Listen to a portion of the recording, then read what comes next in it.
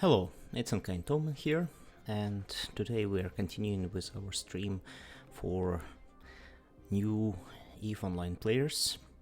In this stream I'm playing as Alpha Clone and I'm trying to show off all the basics of the game, demonstrate how to progress initially when you have 0 assets, 0 ships, and how to complete tutorial, how to operate basics of EVE Online interface, and how to be just better pilot starting from day 0, and how to speed up your progress towards, well, Omega Clone if you want that, or just having some fun in EVE Online universe if you are inclined to just having fun. Without further ado, so let's begin today's stream. On the welcome screen we now have offer of gifts. We have daily 5,000 skill points for alpha clones. If I had Omega subscription here I would have had some extra stuff as well. And also I have biology skill book. Okay, free skill book is always good. Let's start. And I am going to continue as characters that I have created in the previous stream. If you haven't seen that, it is available on Twitch, and a little bit edited version with updated sound is available on YouTube channel. In the previous stream we have finished completing the basic startup tutorial chain by Concord, and now we are at the base station where all of our career agents are located, and from here we will start our path as capsuleer. Career agents, as I have mentioned earlier, are basically the same type of thing that you will have in a normal mission operation, but with a little bit better reward, and they are tailored to give you insight on how to do certain things even before you reach or before you acquire skills necessary to implement some activities. For example, in an exploration career you will be able to actually test and hack some demo exploration sites. You will not get any significant rewards there, but you will be able to do that easily with whatever skills you have initially because of simplified content. Okay, so Aura suggests that we should go to agents and missions and select some career agent. I suggest that we start today with military training path because there are actually 2 of them. There is first just military career and then advanced military career. I think we will wrap it so that it will be first military, then exploration, business, industry, and then I will finish with advanced military training. Yeah, when you click this start conversation button, you actually end up on the same screen as you will end with any normal mission in EVE Online. So this is how your typical interface for mission looks like. You will have the name of the agents that provides mission and their avatar, the division in which they are serving, the location of that agent, the security status of the place, the name of the mission. In this case, this cash flow for capsuleers is first part of 10 missions which constitute this whole military career path, some description and some important information here. For example, here you have a very valuable advice that you may have to rush to these targets and hit them at close range, for example.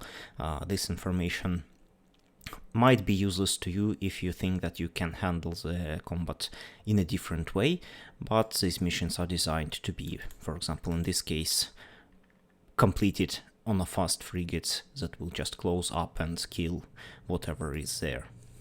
Then there is some technical information that is declining emission from particular agents more than once every 4 hours may result in a loss of standing with that agent.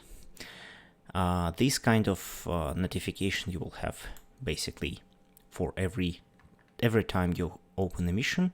That is because every time you complete a mission for a specific agent, you will have gain in standing towards that agent personally, its corporation, and if this was a special mission or a storyline mission, you will also gain standings towards the whole fraction.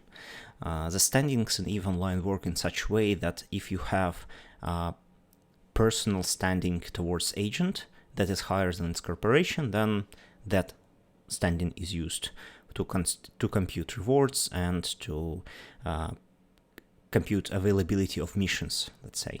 Then second order is a corporation standing. If that corporation standing is lower than agent standing but higher than fraction standing, then that corporation standing will be used. And then finally you have fraction standing, which is very difficult to get, but it effectively enables you to progress through all agents of the same faction, through all corporations of the same faction at the same time. The drawback, and the huge drawback, is that you cannot do that without consequences. Once you have any empire loving you for doing something good for them, you pretty much automatically gain negative standings, and you get disrespect from their competitors. On the other hand, you get also positive loop, and you get some positive standings, albeit a bit less, from their allies. For example, if you are doing missions for Minmatar, then you will get additional standing from Galente, which are their allies in the factional warfare.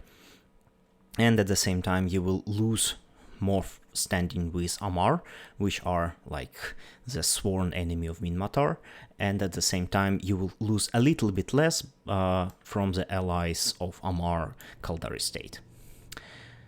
So yeah, and the second side of that screen again states you the name of the mission and its objectives. You need to read carefully this part every time you accept a mission, unless you know it by the name. So whenever the name is the same, you will have the same mission and the same goals. In this case, we need to kill all pirates in Asteroid Belt. The objective do not always exactly reflect the goal of the mission. It might change. For example, some missions might surprise you with an attack, although it said there that you just need to fly somewhere. It happens. Ambushes are part of EVE Online missions, and gameplay should adjust. In many cases, you will have some kind of either correction objective shown to you, or some discussion in the local chat by NPCs that highlights what you need to do afterwards. Then, after the objective is listed, we have primary location of this objective. In this case, it lists that it is in the same system, Hadao Gago, in Minmatar space. It lists the security status of the system, so that you know that you are still in the security space, in the high security space in this case. And if you are doing these missions not in the same system where you already are, you are advised to right-click the name and add waypoint and see how far this mission is, because sometimes, especially at the higher tiers, when you reach level 3 and level 4 and level 5 missions, then they might be quite further away from the agent, and they might even be located in a different security space. For example, if you are doing level 5 mission, even if you are taking it from a high security agent, you will end up in a low security space, almost guaranteed. Then next to on the left to this location description, you will have a small symbol, which typically represents the expected pirate group that will be there. In our case, this is Angel Cartel. And the Angel Cartel are, well, standard Minmatar pirates, effectively flying Minmatar ships, but pirated and built on their own facilities with slight adjustments. And yeah, they have a little bit different resistance and damage profile than Minmatar ships, but in many ways very similar. So, for example, they also use autocannons primarily, and they follow the same set of design principles as Minmatar ships in general. Now, finally, you will have 2 chapters of rewards. The first one is standard reward for the mission. This lists the rewards that you will get regardless of how fast you complete the mission. And then the second part is listing the rewards that you will get in addition to the first one if you complete the mission within specified amount of time. In this case, we need to complete it within 5 hours of real time. And then in addition to 1 Gatling autocannon, we will also get 2000 EMP small charges to load as an ammo into our Gatling autocannon. Now here we have 3 buttons at the bottom. Left one, accept, immediately accept this mission and proceed with its execution. Declining mission means that you will reject the offer, and this is the case. This is exactly what is described here. So if you press this decline button, then mission will be declined actively and the agent will be upset about that. And in case of not storyline or training missions, this means that you will also likely get another mission instead of this one immediately. Now, delay button does not really do anything. Instead, it just closes the screen, and the offer of a mission from this agent is effectively suspended. Every offer lasts for about 1 week of real time, and it automatically expires without any additional penalty. So once you have, if you have some agent and it offers you a mission, you have an option either decline it actively and try to get a new one, and you can do that without any penalties every 4 hours, or you can just let it expire after 7 days automatically, and then you can go to this agent and they will give you another mission as if nothing happened, and as if you were never offered this one. And yes, this also is a limitation. For example, if you have multiple agents that are giving you offers and you want to freeze and delay implementation of some mission, for example, you have a task that you think your ship is not currently capable of doing, but you think it's a very good mission and you want to do it, you only have this much time. You only have about 1 week before this offer expires, and you will have to wait until it will get again from a random pool that is available. In this case, we're going to accept this one. And after we got mission accepted, we can see that the mission's description changed and buttons changed. So complete mission will be only actually available once we complete objective. At this point, this orange circle will change into a green tick marker that will indicate that this objective has been completed properly, and we can dock up, talk to the agent, and complete the mission. In fact, we can complete missions remotely as well. Second button, quit mission. This one is a nuclear option. For example, if for some reason you go to a mission and you mess up and you die, or you feel that you are unable to complete it, then you can actively cancel this mission by quitting it. This entails penalty even harder than what you would have if you would have just declined mission in the first place, because you effectively forfeiting your obligations. So agents will be quite unhappy about that, but in some cases this is unfortunately a necessary evil. Also, in some cases, missions will actively say to you that you have right to quit this mission at any time without penalty. In such cases, these usually are very hard burner missions that are available from level 4 agents. In such cases, yes, you can quit mission at any time, and you will have no penalties applied to you in perspective of standings from the agent. After you complete the mission, you obviously need to go and dock here and talk to the agent. And then closing window. Does nothing else than what is described there. Okay. Another option how you can actually communicate with an agent is selecting it from this right menu. When you are docked on the station, you can right click any name in this agent's tab and press start conversation, and you will have the same offer showing up.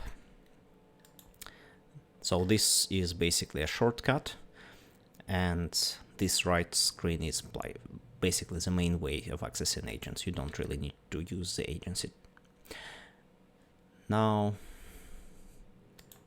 Aura suggests that we take it, and now we want to undock and do some shooting. Before we do that, we will use our station to immediately reload our guns, because we used up some ammo that was loaded originally. And let's see how difficult is this mission to be done in Corvette.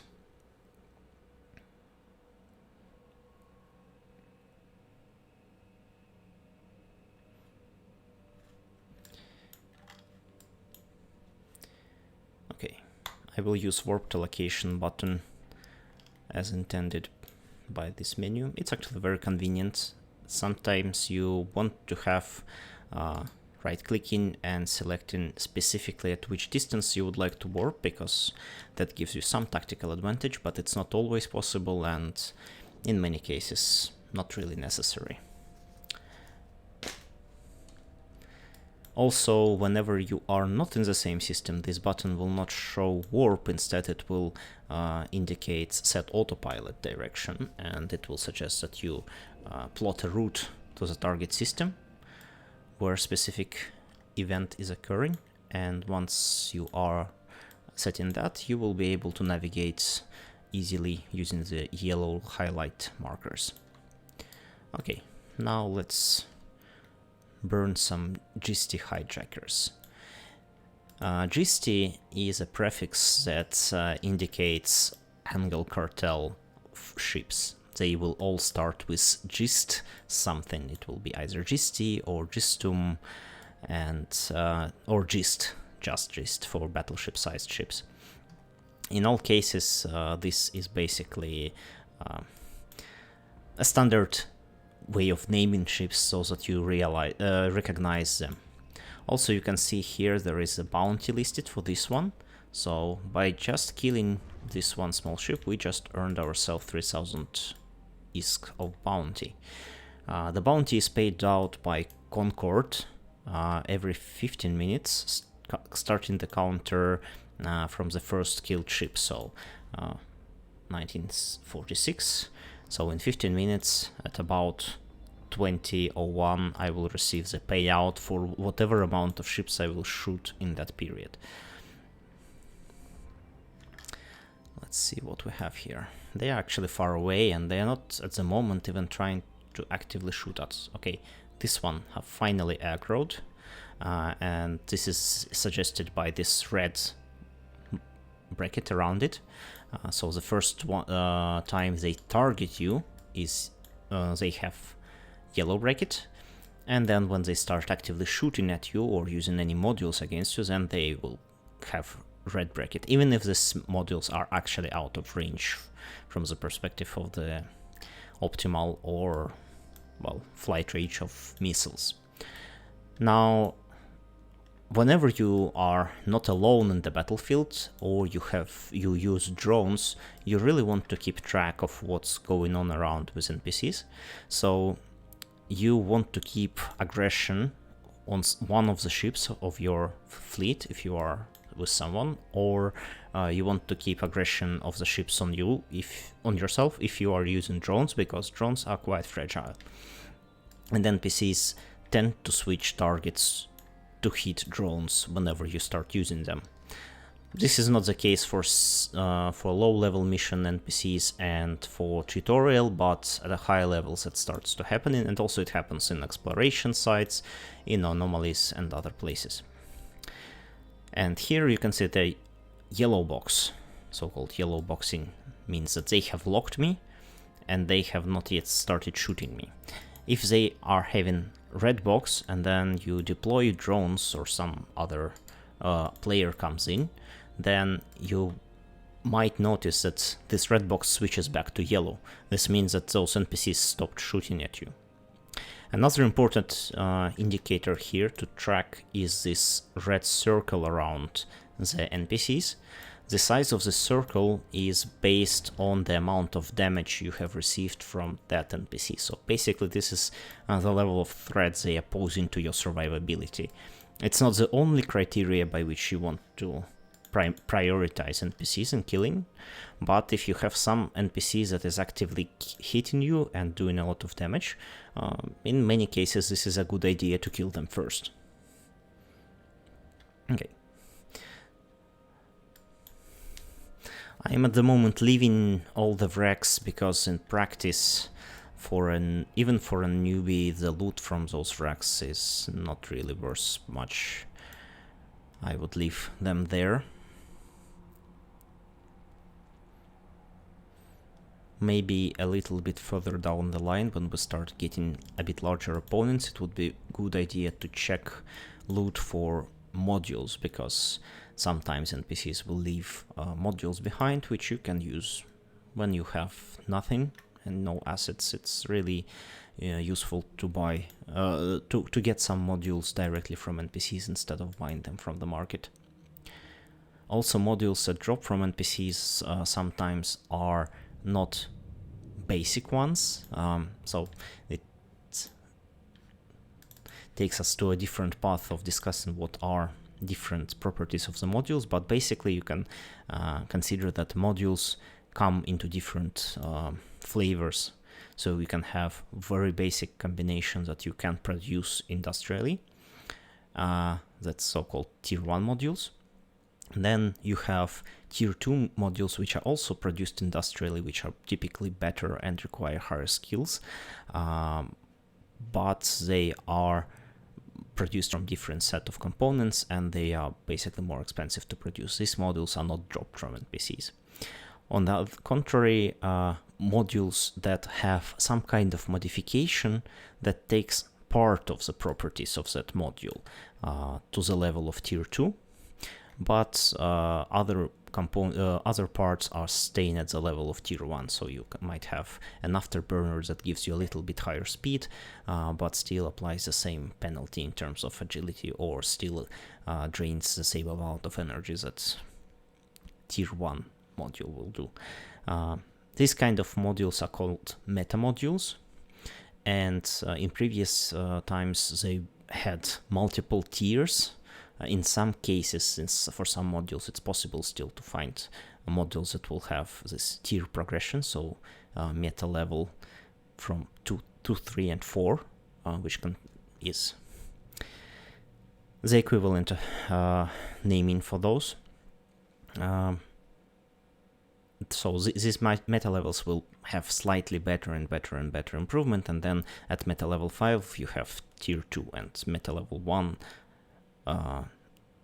meta level 0 is actually the tier 1 basic module. So yeah, those meta modules nowadays are more like specialized in different properties of the components that you are using. So you will have basically ability to choose and do a little bit of fine-tuning of some components on your ship. Okay, so next mission, cash flow for capsuleers. Equip a shield booster armor repairer. Very interesting. Are we going to get one? I think not. But let's see.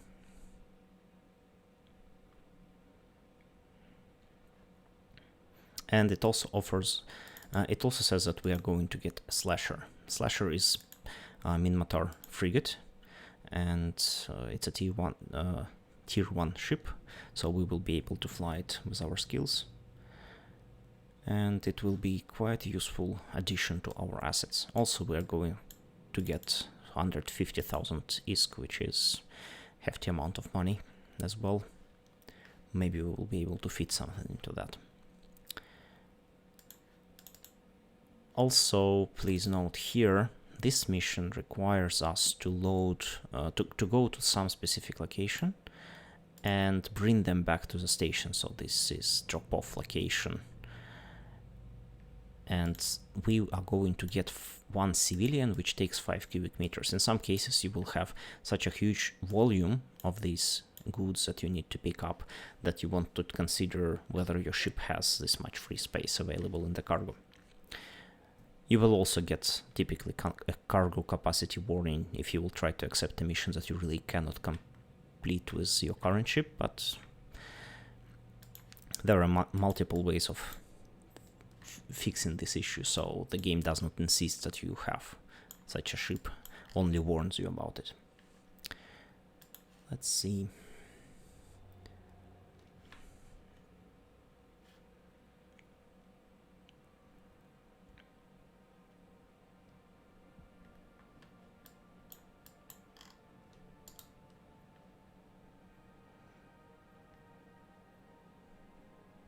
So here you can see that now for this mission we have 3 different markers.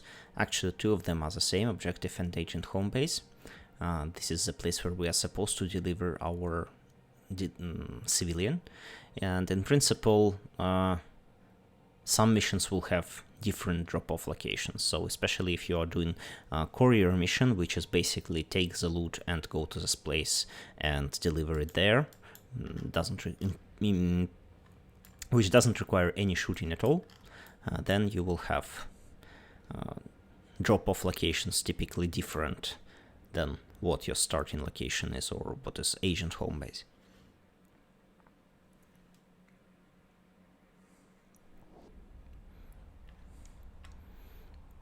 Although game gives us option to reload stuff on the station, we can also do that in space, even during warping, by right-clicking and selecting the reload all option or reload specific component of our gun system.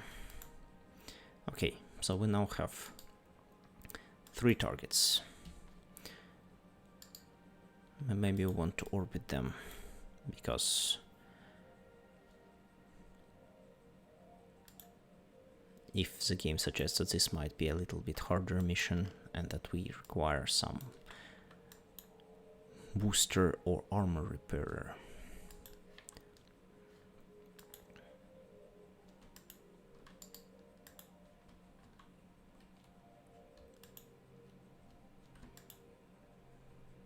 Yeah, you can see that I cannot lock it until it reaches this dashed line here. This is our lock range on this ship with our skills and actually properties of the ship.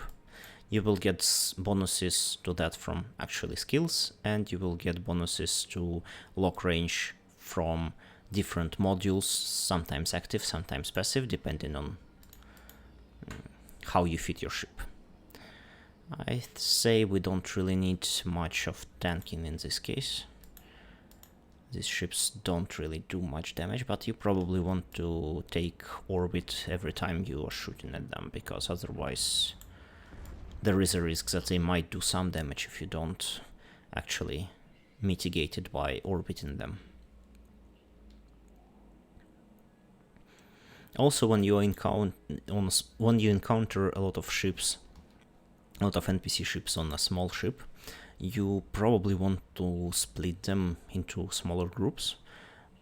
So usually NPCs will start originally separated into some virtual groups. In case of missions, they are basically called this way, groups, and they will aggress at you together. So if you shoot at one ship in the group, then the whole group will start attacking you, as it happens right now, for example.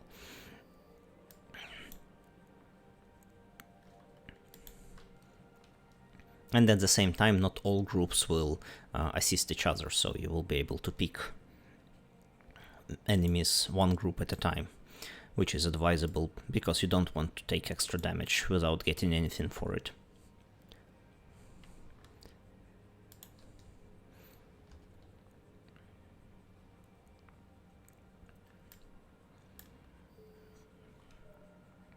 Okay, we have achieved destruction level 2. Yeah, apparently our loot civilians have been automatically uploaded into our cargo. This doesn't happen always with all missions. Actually, in many cases you will have to find some container, or one of the NPC ship wrecks will contain something. Okay, actually these are some useful things. Small titanium sabot charges. I will explain the difference between these two in a moment. And also component, yeah, okay. Let's take stuff that is there because we can, why not? And maybe eventually we will need to invest in a little bit different propulsion system, because afterburners are good, but not really good enough if you are flying such a slow ship as Corvette. On the other hand, in a moment we will be probably flying a frigate, so this will give us already some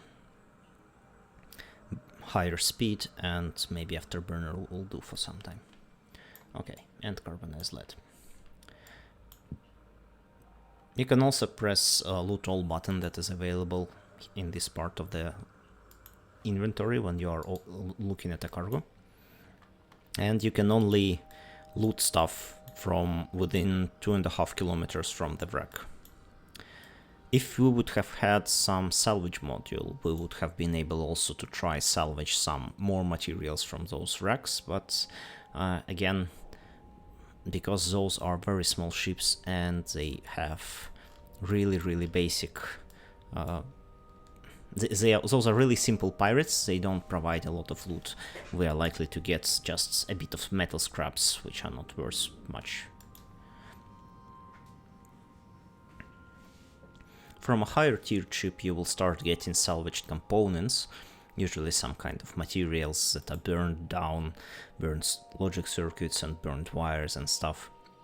And these components go into production of rigs that modify your ship's properties.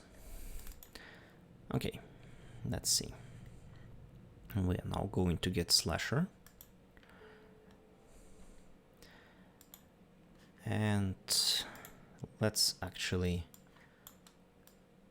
unload everything from our current ship, because we have now a slightly better one. And let's switch to Slasher. Yes, we want to clear module group. This is a warning because we want to remove one module. And now we need to go to a ship hangar and we will have Slasher. The number 1 here indicates that this is part of a stack. Components, modules and ships have 2 states in EVE Online. They can be either packed or unpacked. When they are packed, they take not so much space. In this case, you can see that it takes only 2,500 cubic meters, which is a very small amount comparing to 15,800, which is our actually smaller ship our Corvette takes at the moment when it is unpacked. So when you have this kind of packed ship, you can either double click it or right click and assemble ship, and it will give you the new ship assembled. And you can see that its size increased significantly, actually 6 times larger. You can put some ships into other ships' cargo, depending on the size of the hauler of this cargo ship. And obviously it is easy to only put ship there when it is packed, because it takes less space. However, when it is packed, it cannot really contain any modules, any cargo or anything. And in this case we want to have this ship fitted. Let's rename it by right clicking and pressing change name. You are advised when you are flying ships in EVE Online to give some name. You can have, it can be some meaningful name if you want, or it can be just some symbol, but don't leave it like your names and then the type of the ship, because this gives some extra information to players around you, which you don't want to give out actually. Now let's see. Okay, Slasher, as you can see, has a lot more high slots. We actually have twice as much, but here there is a catch. We can only use 3 guns still. So this marker here, it's called hard points. It is a hard limit on how many different guns can be located in high slots. So high slots are not used only for guns. It can be guns and missile launchers. In this case, this ship cannot field any missile launchers. It can only have guns. But there are also some modules that go into these slots that can be used. And then we have two extra medium slots and the same amount of low slots, and we now have 3 empty rig slots and the calibration resource that is used to fit rig slots. So the rigs are also not, you cannot fit any combination of rigs here, if every rig will have associated cost in calibration points attached to it, and tier 2 rigs will have a higher cost than tier 1. Now we have 3 120/5 Gatling cannons, so let's fit all of them. It's always advised to fit the same type of gun, unless for some reason you really cannot fit the last one. In many cases you want to, if you don't have enough resources on your ship, and by resources I mean this CPU and power grid points, I will explain them a little bit later, you want to have still the same amount, the same type of gun, because the same type of gun means the same properties on optimal, fall off and tracking. And if you mix them together, you will have one gun that shoots at one optimal and the other one that shoots at another optimal. Then you will not be able to actually optimize your location in combat. You will be always preferring one gun or another gun. On the contrary, if you are mixing up guns and missile launchers, the only big drawback is that you cannot have the same type of what is called weapon modifier, a module that improves damage of certain group. So those come specifically for all autocannons or all hybrid weapons or all missile launchers. Okay, in this case the game says that if you want to use this peripheral compact target painter, which is a very useful electronic warfare module, especially since this is a racial specialization of Minmatar, we want to have a target painting skill. Let's see if we can find one on the market nearby. So first we go to this icon and we left click on this target painting, and it will show us the skill information. You can see that it uses intelligence and memory to train. I will again explain this a bit later down the line when we will talk about the skills and progression. And it is having a prerequisite of having CPU management at level 3. So before you have this CPU management skill trained at level 3, which I have from my background, you will not be able to even inject this skill book. And then you have list of modules that you will be able to use once you train this to a specific level. So at level 1 you will get access to this 7, this 4. So basically this is the basic module. Then we have 3 meta modules. Each of them specializes in something. So compact reduces the resources that are used by module. Enduring it consumes less energy, and then phase scoped improves the actual performance of the module. And then you have a storyline module and 2 faction modules. Storyline modules are achieved via storyline or cosmos missions. Those are basically once in 3 months missions, both of them. So the storyline arcs, as I have mentioned in previous stream, and then you have cosmos missions, which are separate constellations, separate locations where multiple agents dedicated to storylines are located.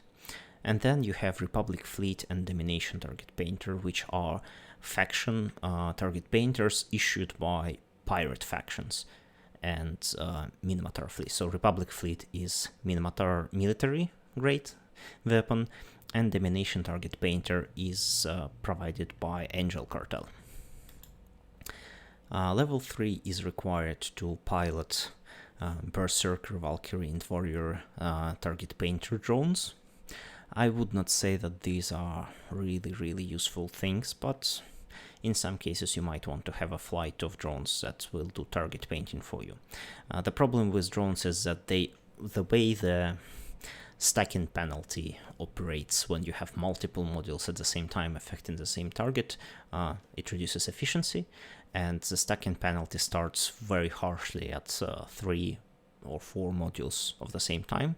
And if you will have, for example, a flight of warriors, you will typically have like 5 individual warriors, so the 5th and 4th warrior will already have very significantly reduced efficiency of target painting against your target. Plus, if you will have at the same time also your own module, plus the fact that those drones are not really providing very huge target painting coefficient. So in this case, it increases the signature of the target only by 4%, which is nothing, even if you compare it to the basic module, which improves it by 25%.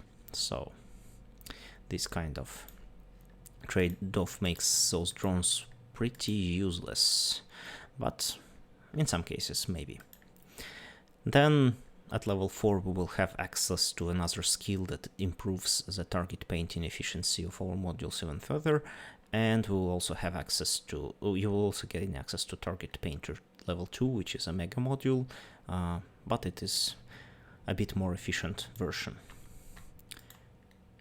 And also signature focusing is also a mega skill. That's interesting. Now, yeah, let's find if we can, let's see if we can find any target painting module nearby in the market. So by pressing view market details, you will open this screen. And here on the left, you will have different categories of the wares. You can also search for target painters.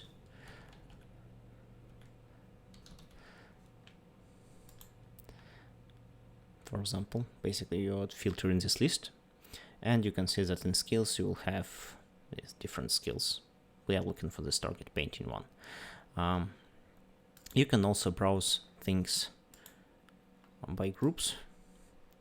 So for example, if you are looking at category skills, you will have all skills. In this case, it is filtered by things that are available in this region. And within targeting group, you will have also different targeting related skills. And if you click on target painting, you will have the list of all the offers available, of all the skills available on sale. In our case, we are located at Republic Military School, which is a library station. Library station is where your pretty much every single skill book that is available is on sale from NPCs. You can see that there is 520 of them available, but this is actually an NPC offer, and it will replenish itself automatically after it expires or after somebody buys some amount of these books. And you can see that these are available at very fixed price, so this 100,000 ISK is basically the default cost. If you are in doubt, you can also check price history, which shows at which price point those books were sold and bought in this region during the last, well, some period of time. In this case, you can probably go as far as 1 year down the line. And you can see either the deviation, basically, this channel that indicates what was the lowest price and what was the highest price. So somebody managed to sell this book at 1 million or buy it at 1 million, which is a lot of scammer success. But maybe it was sold somewhere in a station where there is no access and somebody needed it in a rush. And then at the same time, for example, books sales like this indicate that people sold them cheaper than at NPC price, and mostly that happens because some books are granted to you for free during training, and you can sell them if you have now some extra ones. Yeah, and yes, you can see that 100,000 is pretty justified price. There is no problems going on there. You can sort this list by different categories. So you can first sort it by location, and here is how far away from you this station is. Beware that some stations might be located in low sec and null sec space. In this case, null sec is not really possible, but low sec is possible. Or that some locations will only be accessible to you by flying through some low-sec or null-sec space, or some trig 11 control space. So this is a thing to check. So if you are looking for some distant order, you can right click and location and then set destination of your autopilot. And okay, in this case it's clear we are going through high security space. And so in this case as well. Although here we are going to a bit lower security, where Concord reaction is not as fast as in 1.0. But what we are looking for at the moment is a skill book, and we have one available right in the same station. This can also read system, which means that it is some other station in the same solar system. And we have 520 at a price of 100,000 ISK. So let's click it, buy this, and we want one. And we are going to press inject skill. This will unlock the training possibility for this one, and we will go directly to the electronic warfare electronic systems and take target painting into the queue, and we will manually locate it in front of the currently trained skill, and it will automatically start training, and it will become available for us in about 15 minutes. At the same time, let's see what other useful skills we might want to train as soon as possible. For example, since Angel Cartel actually uses a lot of kinetic and explosive damage, and our, well, actually all tier 1 ships have the same resistance profile that favors kinetic and explosive resistance on shield and electromagnetic and thermal resistances on armor. We want to have more of shield tanking probably at this moment. So let's look into options of training some shield tanking, specifically active one. Now, shield operation is one of the important skills for any shield tanking, because it helps you with passive recharge of the shield. Shield emission system is a skill for basically healers, logistic pilots, that allows you to pump shields of another ship up. We are not going to learn it at the moment. Compensation skills improve slightly the resistances. We are not looking for that as well either at the moment. Let's see.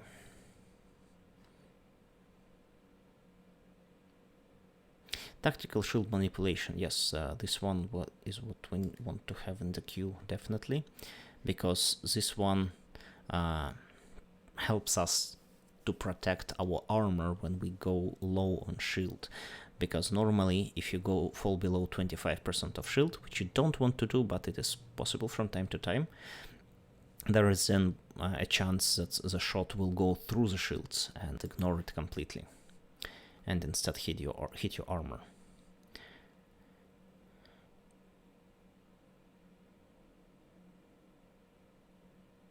Shield capacity. This basically increases the amount of health points that your shields have flat. This reduces the cost of power grid of modules that you install to upgrade shields, and also unlocks different modules down the line. For example, with level 1 you can only have some basic modules and then storyline and faction ones. At level 3 you can already start getting access to small shield extender tier 2, which is a good thing to have. And then at level 4, which is the maximum available for Omega, you will have access to other tier 2 modules, which in this case are not Omega modules, so you can use them and benefit from them.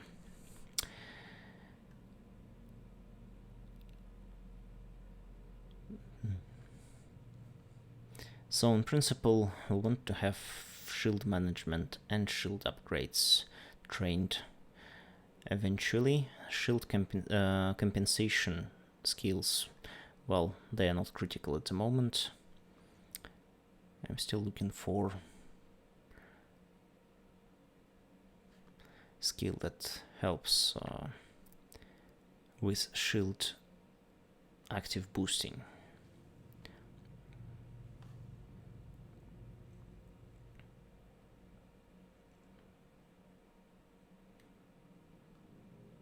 Oh yeah, this one. So this skill reduces the energy consumed by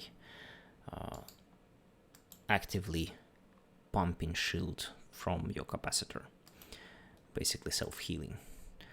And yeah, you can see that in this case we are missing prerequisites for this one,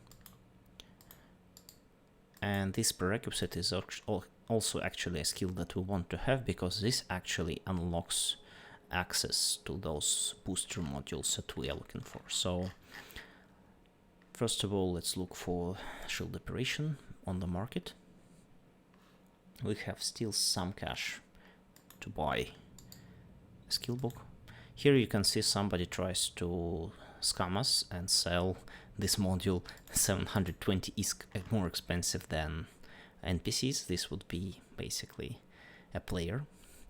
And yeah, you have noticed that it was at the top of the list just because I think the default sorting is based on expiry date or something, or maybe when you sort it by station, then second criteria is expiration time, so the closest order goes top. So before buying anything, you want to have the price sorted, so that's the lowest order at the top, and then you will have to find station on the left column and right click buy it.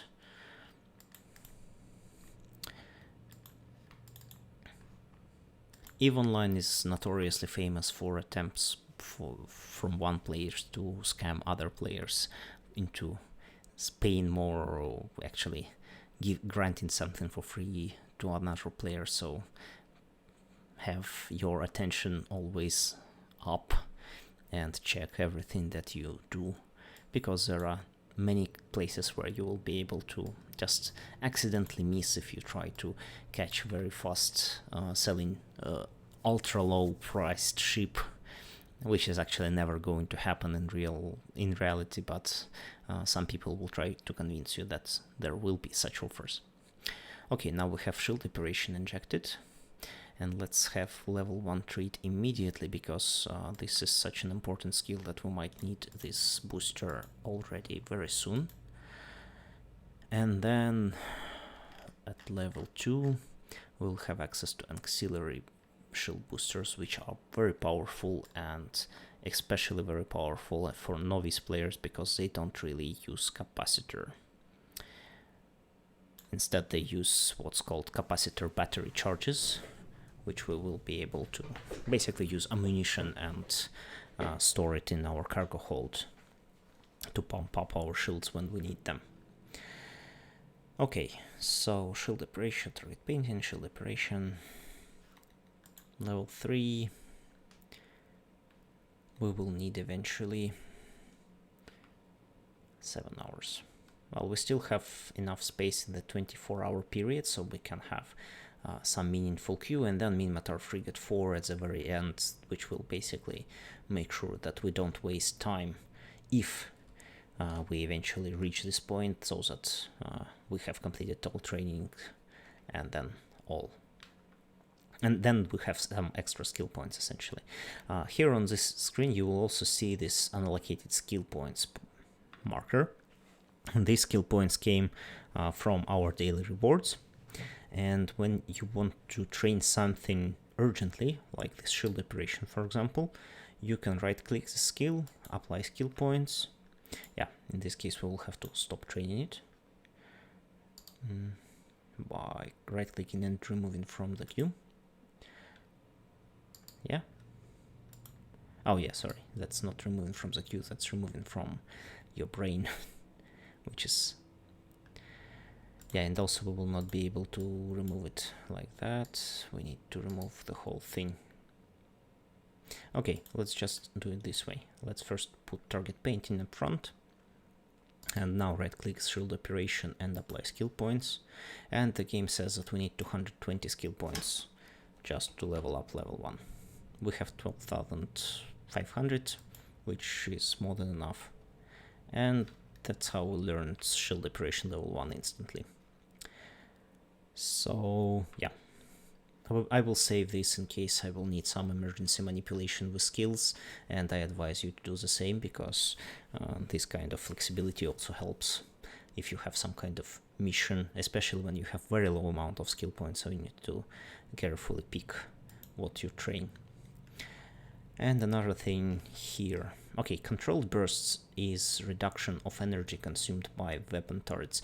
This is one skill that we don't really need as a min-matar player, because min-matar guns don't use energy. As a Mar player, on the other hand, you will have to train this, and as soon as possible. That's why min-matar players are a little bit at an advantage at the early on from this perspective.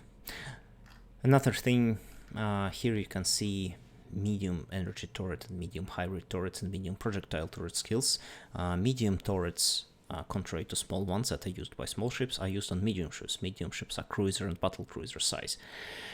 Since we are going to train for cruisers and battle cruisers eventually, medium projectile turret skill is something that we want to have by that time, especially considering that you can have a very affordable battle cruiser ship that doesn't require really any skills to fly and does not have skill level dependent bonuses. Instead, it has flat bonuses to pretty much every energy system and every weapon system and every repair system. It's very flexible.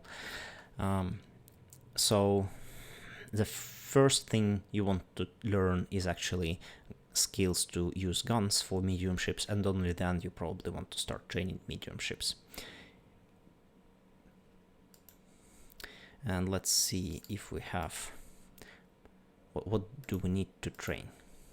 Yeah, okay, obviously in order to train medium projectile turrets we need to first have some proficiency with small projectile turrets. So let's go to small projectile turret and add them as well to the line. When I make my skills, and especially at the beginning, I try to maximize the amount of skills that you can get in a very short period of time. So I put skills that are, and skill levels that are trained at a very short period. First, like 1 hour and 1 hour, and only then I will start training levels that are further down the line, because they get exponentially more time. So in this case we will have shield operation and then small projectile turret, and I think this stops us up almost to 1 day, which is formidable. Let's leave it like that.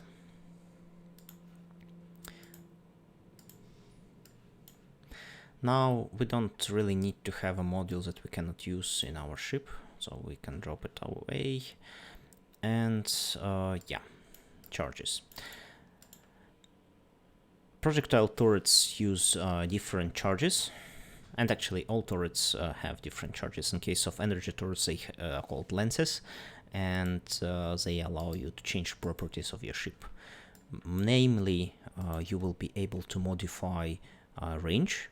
In this case, this applies to optimal range of the turret, and I think also to fall off in case of min-matar. And then you will have tracking speed. So this means that this charge improves your tracking versus some default attribute level. And then you can change damage type. So in this case, you can see that this particular carbonized lead produces 4 hit points of damage in kinetic and 1 hit point of damage in explosive damage per shot, per gun. This is also modified, of course, by the gun's own damage multiplier, but this is something that we don't really need to go in details at the moment. Another charge, electromagnetic pulse small. You can see that this one has less range, than lead, and it has striking speed multiplier of 1, so it has a little bit less striking than that, but much less range. And then it is a charge that is focused on electromagnetic damage, so you will be able to select this charge against targets that have vulnerability in electromagnetic, namely most of the shield flying pirates and players that don't fit proper resistances into their shields. Then Titanium Sabbath has similar properties in terms of damage to carbonized lead, except it produces a slightly higher damage, and it has no range bonus, so it is basically shooting at the default range, and then it has even higher tracking speed. So if you want to shoot at a target that has vulnerability in kinetic or explosive, then you will use Titanium Sabbath. If you want to use shoot at target at electromagnetic, you will use EMP, and then in carbonized lead is a Titanium Sabbath version, but you can shoot from it slightly further away. So if you want to have if you want to shoot at a target which is not really allowing you to approach it close enough, or if you want to stay away from that target because that target has a very narrow optimal range on its own guns. This is a very important consideration in PvP, because you can have you can basically outgun your enemy by just keeping them at a specific distance where their guns are not as effective as yours.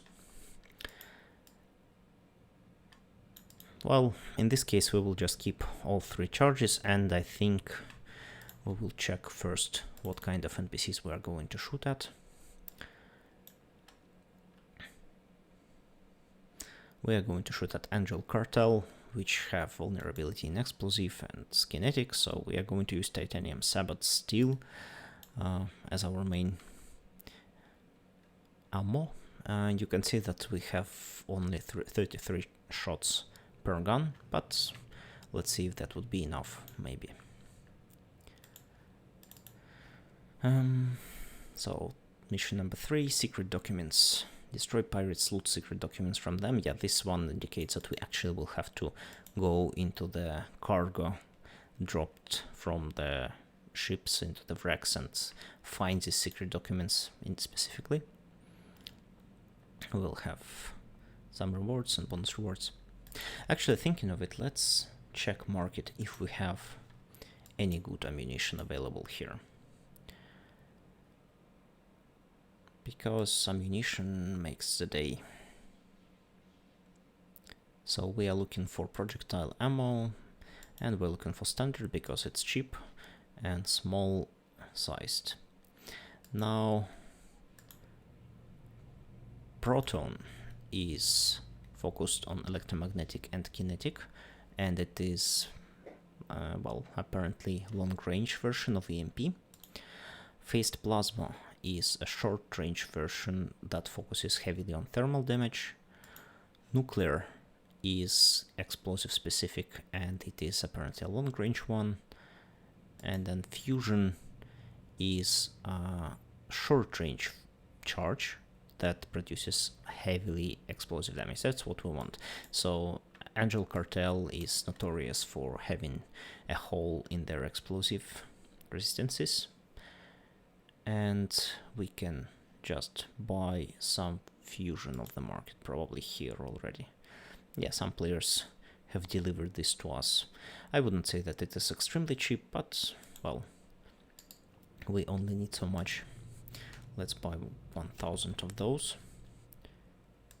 If you ever run out of money as a starter player and you don't have enough to just buy starter ammo to shoot something, you can always go to Project Discovery.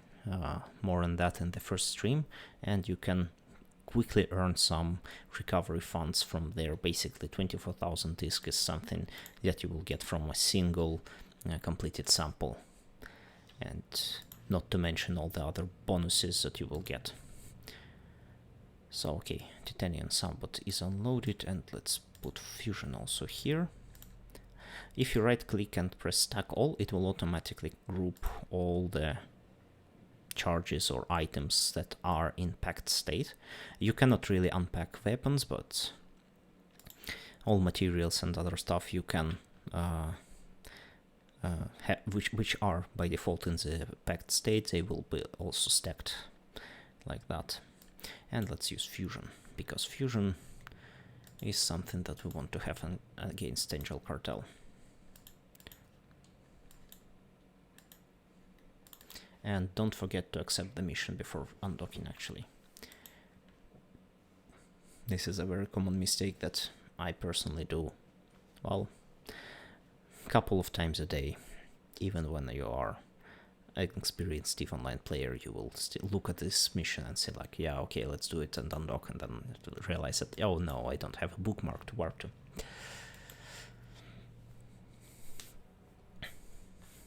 And yeah, our autopilot is now going to some random direction, to some station where there was something. We can remove this by clicking on the last element. This black box indicates that this is a station marker, and remove waypoint to clean it up. Now let's fly there. Now, comparing to the previous properties of our gun, comparing to the previous charge, you can see that optimal range dropped significantly. So it was 1400 meters and now it's only 440, but fall off did not change. So this modifier from the charge, it actually only affects the optimal range of your gun. That's very interesting. There is Weber drone.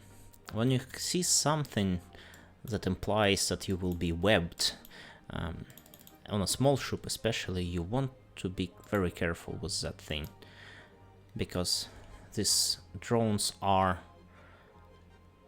something that will cause you a lot of headache if they catch you, and they will, because you really need to be close to them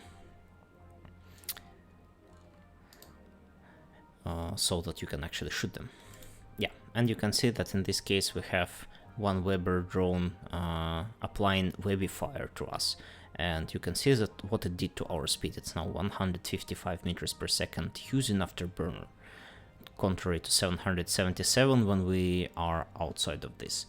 And this is actually quite light webbing, only 75% efficient. In some cases you will have NPCs that web you by 90%, and if you will have multiple of them, then your ship will be effectively stopped in place whenever some webification is applied to you. When you kill stuff, you probably want to focus first on things that are small, starting from drones, because these things, in case of small ships, they are the only things that can easily target you. At the same time, the ships that are large, you can just evade their damage, even if you're small. And if you are large, then small ships pose additional threat because you are not very efficient at hitting them, and while they approach you, when they go towards you directly, then it is easier to hit them as a large ship. Basically the same mistake that people would do when they pilot small ships against other players. NPCs do it all the time. They basically don't know other way of flying than just straight ahead onto you. So if you are standing in place, if you don't create any additional angular velocity yourself, those NPCs will be basically sitting targets for your guns. But the thing is that they fly fast, and once they reach some specific distance that their NPC algorithm considers their optimal orbiting range, then they will stop approaching you, and then they will start orbiting you. And at that point you will basically not have much capacity to shoot them efficiently anymore. Okay, so we have secret documents dropped into our cargo conveniently again, which is a little bit confusing because mission says that we had to look it up, but well. And you have probably noticed that fusion charges have dealt significantly more damage towards those NPC ships. Also, we have one additional gun, which helped, so we now have much more kick in our guns, even without any additional modules. Plus, the ship itself has bonuses to damage of projectile turrets, which we have now at 15% because we have level 3 of millimeter frigates, and tracking speed at 7.5%, so it's the ship hull makes it easier for us to hit small targets from close.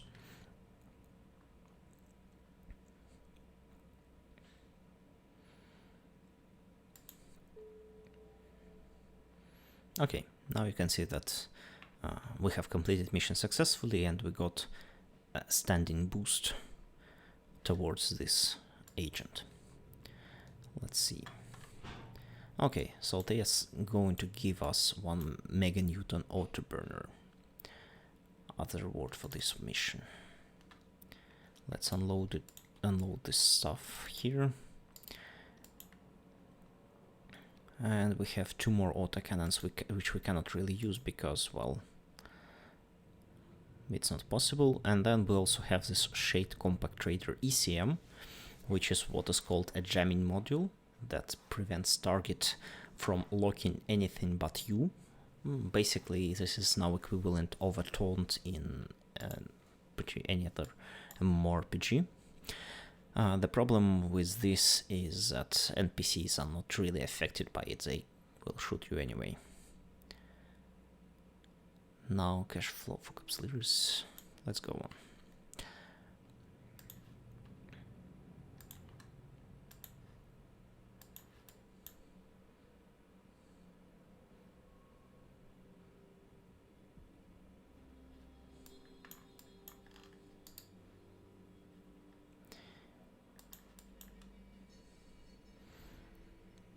You can see the DPS or damage per second in this highlight here.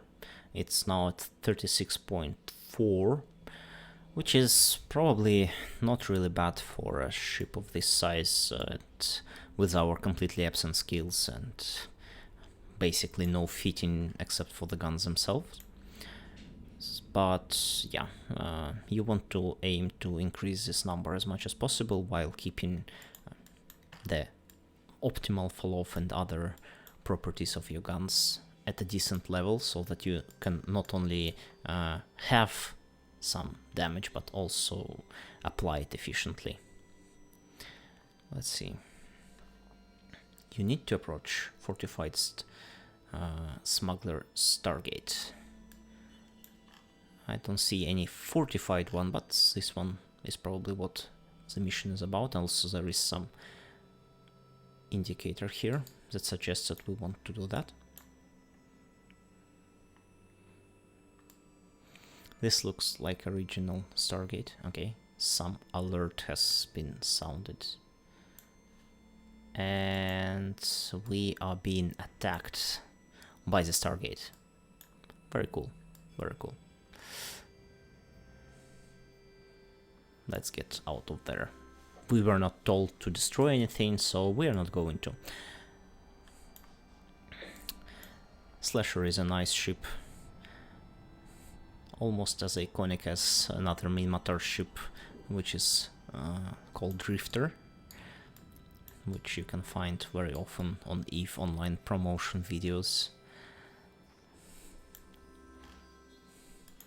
Looks a little bit like some kind of mosquito or some other type of insect with those solar panel-like wings.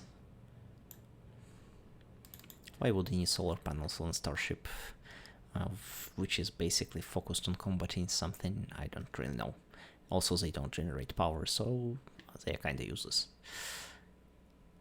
Okay, let's get our 1 meganewton autoburner. This is obviously an upgrade from what we have currently. We have 1 meganewton civilian afterburner, which gives us only 777 meters per second when activated, and this one gives us 1036 meters per second, so almost 50% more. And actually, I think, let's see, So when you click info on the module and you go into attributes, you can look at individual attributes. I will not explain them immediately, but maybe at some point.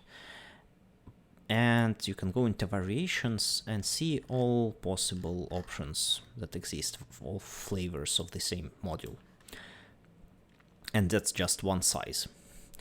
And then you can press compare to see how different properties of modules are actually changed between different variations. For example, you can see that, okay, some of those modules are extremely expensive because they are extremely rare actually. And then others, well, apparently not so much.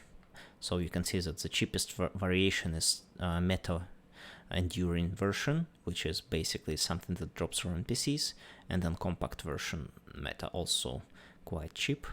And then Tech 1 version that is produced by players at 14,000. This is like the baseline. Then Tier 2 version of this module is already, well, 200 times more expensive.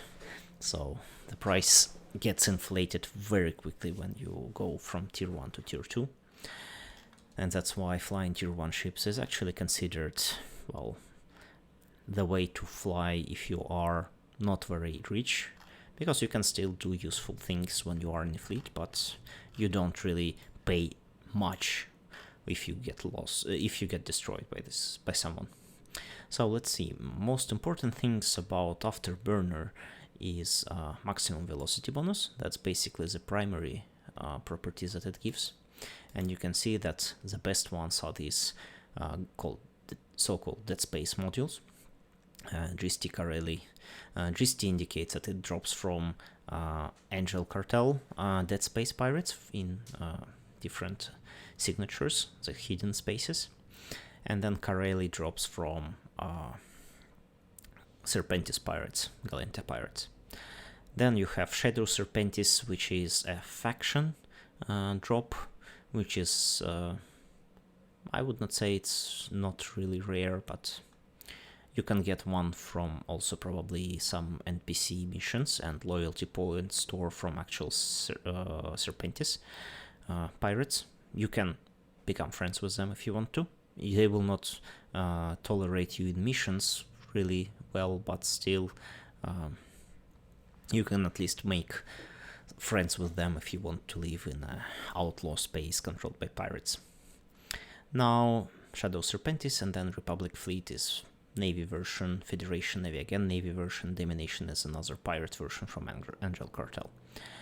And you can see that it goes from basically from 115% bonus, basically 215% multiplier of your normal speed, to 160. The difference doesn't look much, but it adds up. Plus, you can also nowadays use some abyssal filaments to create more or less unique modules that will have this multiplier raised even further up, and that's what makes them very, very expensive when you consider these upper tiers. Then another critical thing is activation cost. This is the amount of energy the module takes whenever you activate. It's noted in gigajoules, which is basic unit of your capacitor. People usually don't really think about gigajoules, but just relatively Afterburners and other propulsion modules can take some amount of energy, especially if you have low skills, because one of the skills for Afterburners actually reduces the energy consumption of the module.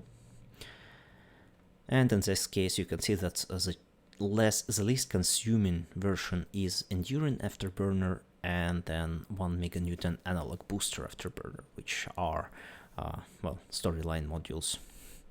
And the difference between them is just 10% in maximum velocity. And you can see the difference in price. Probably the most likely difference is actually coming from power grid usage and CPU usage. Those are two fitting resources that you have on every ship, and once you start actually loading your ship with modules, you will start running out of them very quickly. and you can see that here we have 10 and 15, and this one takes 1 megawatt of power grid less and 2 teraflops of CPU less, and this is a lot. In some cases, some ships will actually either fit or not fit completely because of this small difference. As you can see here, in our current ship, we only have 168 teraflops of CPU and 43 units of power grid. Actually 43.2 because of some modifiers applied, but yeah, those are not always round numbers. And yeah, you can see that we are now using 13.75% of CPU and already 30% of our power grid. That is because guns use a lot, and also the Afterburner uses a lot. You can see if we remove it, our consumption of CPU and power grid goes down very significantly. There is no point in fitting more than one Afterburner, but there is point in fitting at the same time Afterburner and another type of propulsion module, which is called micro warp drive. I hope we will get to play with one in the tutorial already, and then I will explain the difference. Okay, we will have explosive shield hardener. Shield hardeners are good modules that improve basically the resistance of your shield. In this case, this is explosive hardener, so it will increase only explosive resistance. Why this is a good one for this particular case? Because Angel Cartel uses uses explosive and kinetic damage primarily, similarly to us in this case, because we are using it as well. And yeah, they have a hole in it and they use it also. And when you are defending against them, it is good to have these resistances up, and you don't really care about electromagnetic or thermal. Most initial Angel ships will not have either, and then more advanced versions will have thermal rockets, I think. Civilian, but this kind of information you can get on mission per mission basis from databases that EVE Online players have assembled over the years of game existence. Okay, nothing special. Meet up with pirate. Oh, that doesn't look well. Follow his instructions. Follow instructions of a pirate. What kind of person we are?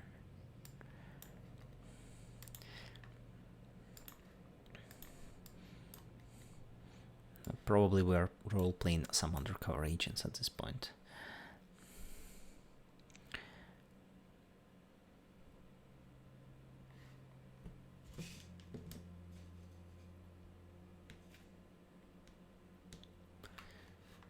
And let's warp to location. And yeah, we now have this 1 meganewton afterburner.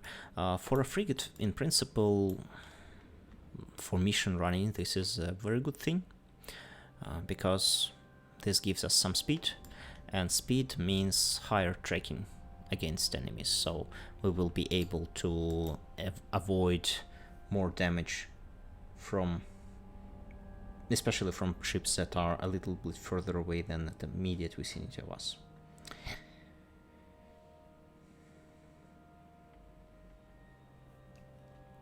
Good to see you. I have message.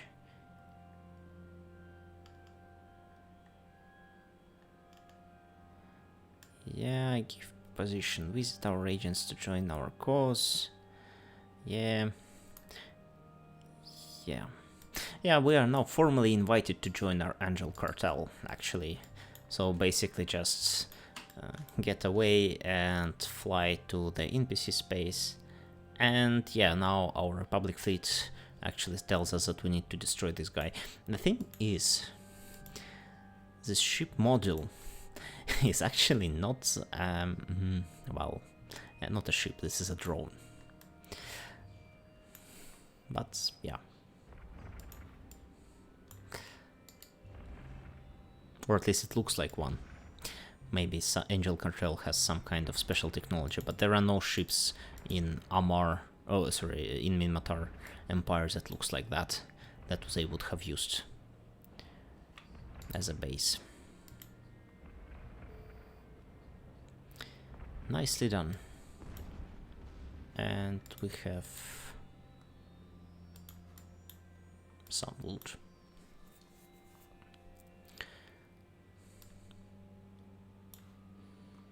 Okay, I actually got thermal shield hardener as a drop.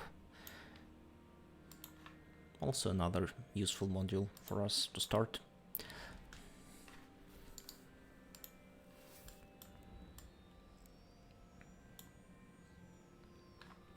And while we're warping, we can reload. Also, you can switch the ammunition type here.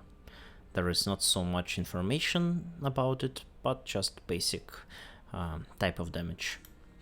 You will have to memorize basically which types are designed for close combat and which are designed for a bit more distant shooting yourself. But in practice, when you're doing some kind of mission running, you want to maximize your DPS, so you will very often just use the closest charge that is working for you. Some charge that are designed for close range have very huge tracking penalty, and it concerns tier 2 charges, and yeah, this makes it a little bit more problematic to choose, but with tier 1 it's quite straightforward. Distance and damage type. Okay, now we have explosive shield hardener. And we got some more money. We now have 790,000. So we're soon probably will be able to even buy some more ships if we want to. For example, this slasher is estimated at 655,000 on the market, which means probably with our cash we would have been able to afford one if we were to lose this one. Let's see. Angel Cartel. Okay, they are offering us implant as a reward for this one, which is a good thing.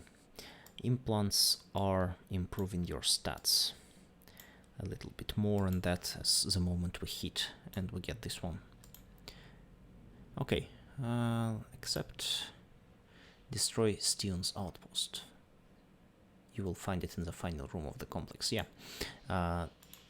Not all NPC encounters are just fly in, shoot and fly out. Some encounters have multiple stages. They are called pockets in EVE Online terminology. And you will just fly into the first one or entry pocket. And then you will see some Stargate, which is not actually a Stargate, it's called acceleration gate, which will take you through the space. The interesting thing about EVE Online instances, they are not actually instances because they are still in the same universe and they are still accessible for all players, is that you cannot warp into these pockets of what is called dead space at any point. You are bound to these beacons, the entry beacons of the complex, and pretty much every attempt to warp somewhere like several millions away from this beacon will result in you landing exactly on that beacon anyway. So here is how acceleration gate looks like. You can see that it points into a certain direction, and once you select it, you can use activate gate similarly to jumping to a Stargate, and it will accelerate your ship. Your ship will actually first, it's on its own, accelerate towards the direction, and then it will take you into like a very short warping sequence, and it will transfer you to another pocket. And the thing is that if you, for example, will try to save location of this pocket and then go away from this location,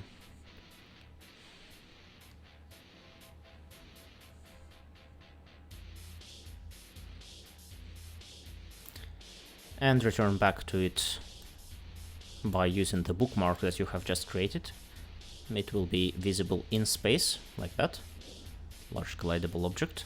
You can see that they allocated somewhat similarly, but they are not actually in the same place. So we will try to warp into this large collidable object indirectly. The problem is that once you do that, you actually will not land where you placed that bookmark. Instead, you will land at the entry into that dead space complex. And until you complete this dead space complex, this will be the case. So until you complete the complex, you clean up the mission, you will always end up at the entry. So it's not possible to just cheat the game and warp around and into random locations and use it to your advantage tactically. There is a thing that is called micro jump drive, which allows you to basically instantly teleport yourself 150 kilometers into any direction. But this is a specific feature of battleship-sized and battlecruiser-sized ships. Okay, so what we have here? We have 3 pirates. Okay, not very interesting. Now we have a lot of different junk in our overview, and I would like to clean that up.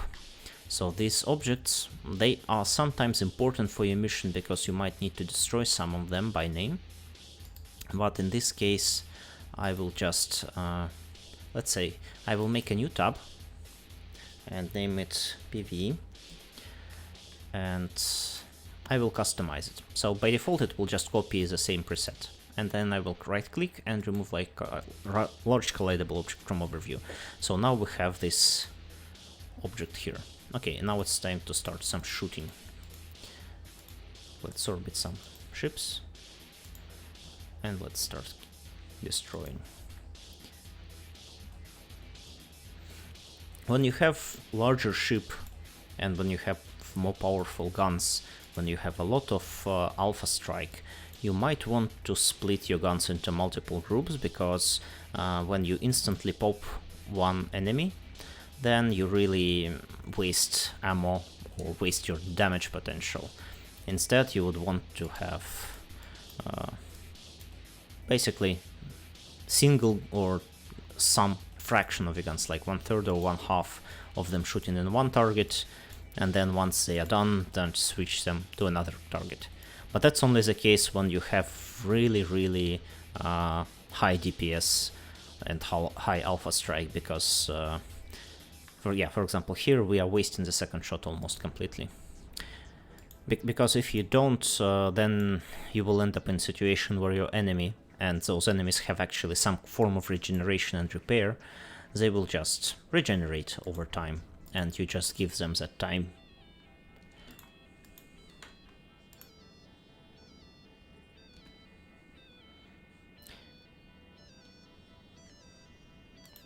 I am doing this very crude style. I'm not trying to speed tank these enemies because they are really popping out immediately when I click shooting. So I'm just approaching them directly and wipe them out of existence. When you do harder missions, you really don't want to do that in many cases, unless you have excessive tank that guarantees that you are safe.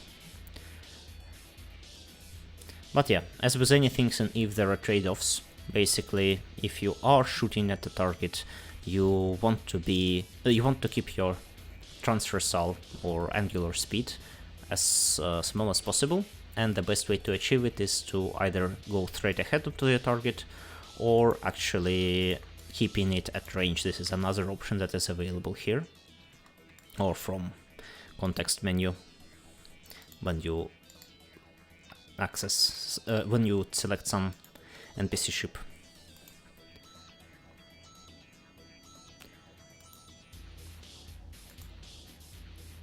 What do we have here? Yeah, you can see now that our agility is not very high. Oh, sorry.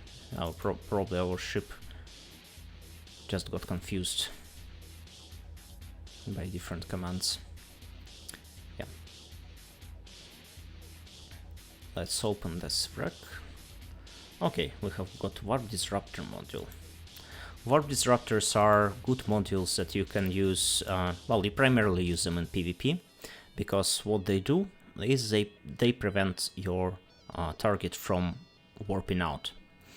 And they have so-called warp disruption strength, and then at the same time every ship in the game has warp strengths of the warp core, and then there are some modules that can be used to actually improve the strength. And if you have warp disruption higher than the strengths of the warp core, then they will be not able to leave the battlefield by just warping out. This is especially important if you're trying to steal someone's cargo or kill someone in fleet battles. This is like paramount if you have a fleet that does not have a dedicated role that is called tackler, the person that will tackle or use disruption techniques on other enemies. Then you will not be able really to kill them, because the moment they start getting enough damage, they will just disengage and repair themselves somewhere at safety. Okay, now we have Steven's outpost. Okay, yeah, spawned a lot of stuff. We really don't have to kill all that because mission is already complete. So let's leave them to their daily life. That's just normal routine of a pirate, get kicked in the ass. Now, 5 meganewton cold gas enduring micro warp drive. That is what is called micro warp drive. This is the second type of propulsion module I was talking about. So these propulsion modules actually give you very huge boost to speed. Like, instead of multiplying your speed by a factor of 2 and something, they multiply it by a factor of 5. So with this module active, we will be able to fly at least, well, 2000 meters per second, so almost 2 kilometers per second. I will demonstrate it in the next mission, I guess. Okay, now we will have small armor repairer as a reward. Well, let's handle first the implant. So this and this go to hangar, we will return to them later. And now implants. So if online characters train skills based on players, player or character or capsuleer stats. So when you go to character and attributes tab, you will see that there are 5 of them: perception, memory, willpower, intelligence, and charisma. And initially you are going to have some amount of points in those stats, and the way it works is that every skill in the game has 2 stats associated with it. For example, in this control bursts, it has perception and willpower. The primary attribute contributes full points of the attribute to the training speed. So if you will have 20 points of perception, then all 20 will go to training speed.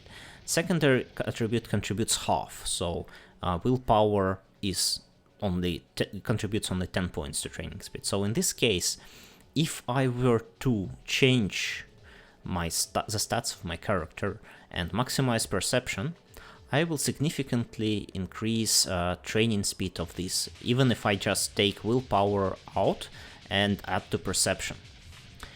The drawback is obviously that some skills require one set of attributes and then other skills require another set of attributes.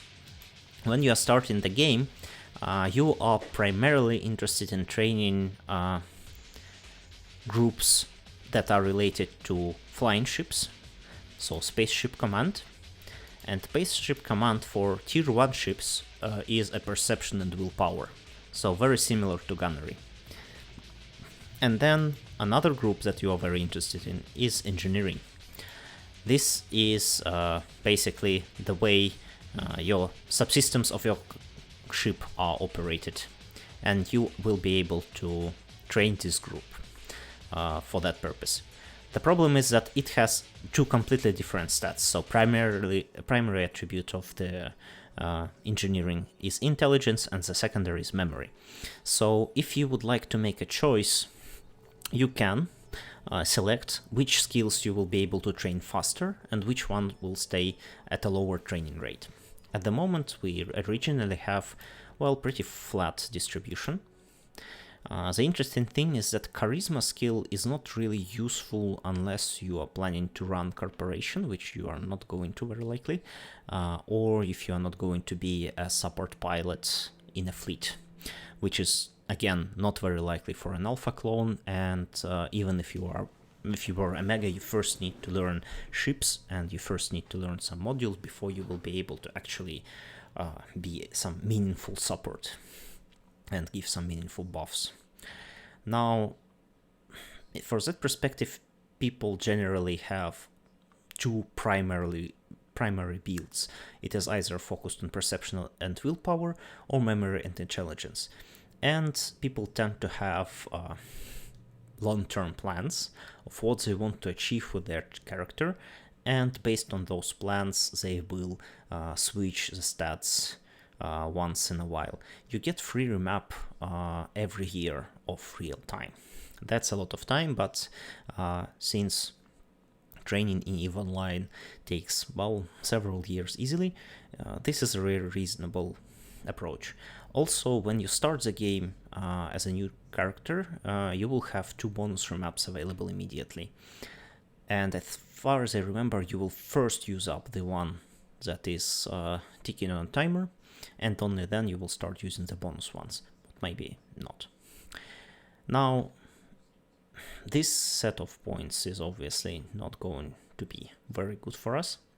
The compromise between focusing either on perception willpower, so basically trading ships and guns, or engineering and industry and other secondary electronics related skills by setting up intelligence and memory, is having something like build that has maximum in perception and then secondary stat as intelligence, because this will give you basically, because in case of, again, a Mark Cruiser, for example, willpower is only a secondary attribute, so it contributes only half, plus you will not be able to really take out all skill points of every single stat. You will always have some amount, so you will not really be reducing the training speed for these ships immediately by a significant amount.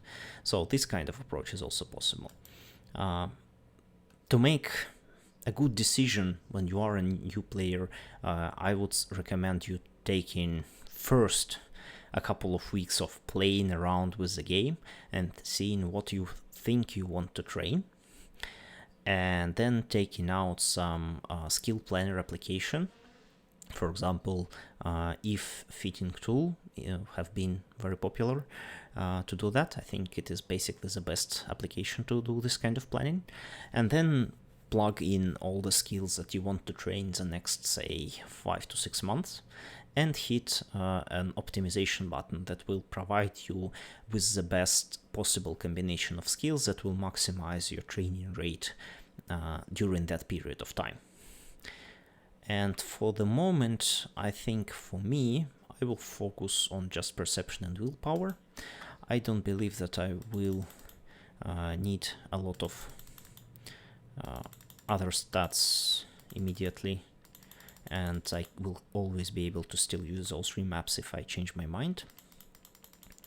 Yeah, so you can see that you can only drain your stats by 3 points, but you can get immediately 27 in perception and 21 in willpower, which is a decent boost. Now, in addition to that, in addition to these base stats, yeah, okay, so now next remap will be available on the 8th of June 2022. And I still have 2 bonus remaps available for me to be used. It's a good idea to keep them and only use them when you really, really need them. Sometimes just training at a lower speed is also an option. Another important thing is that these allocated skill points, they don't really care about your stats. So if, for example, you are having focus, right, like what I just did here, I have set a focus to train projectile, basically gunnery skills, and spaceship command and different spaceships.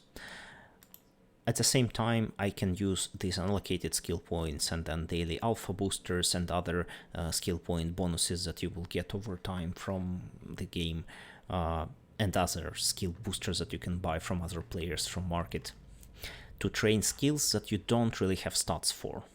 So if you need to train engineering, then you can apply skill points and progress in engineering upgrades or electronic upgrades and weapon upgrades. And then this will make basically the most efficient use of these unallocated skill points. You really want to spend them in places where you don't have stats, because when you have stats, when you train skill, you generate a lot of skill points naturally by training it. And whereas if you don't, then the training is slow exactly because you train, you generate not such huge amount of skill points into that skill per hour. Okay, now to the implants. So we have been granted with this limited ocular filter implant. This is, by the looks of it and the color, it is a perception, yes, +1 bonus to perception. So whenever you have this kind of implants, in the character attributes, you have like the raw stats, and then augmentations lists all implants and boosters that you have injected in your brain. Implants allow you to have up to +5 to every stat, so you can have +25 into attributes, +5 here, +5 here, and so on. And this will effectively give you, well, +7.5 bonus training speed to every skill.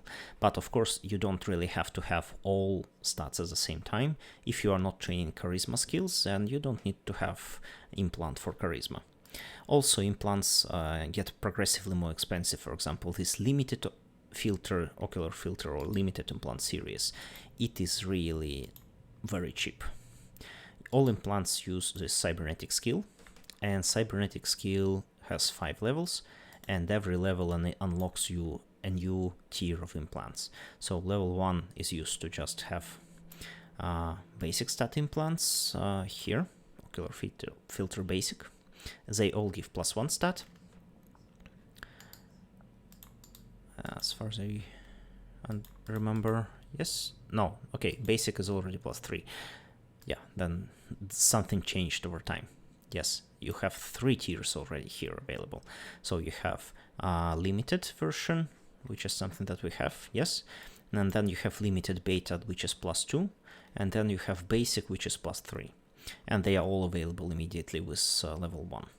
And then these implants, these are so-called hardwirings. They go into different slots. So there are 10 slots in your head. 5 of them are dedicated to these stat implants, and then 5 of them are dedicated for hardwirings.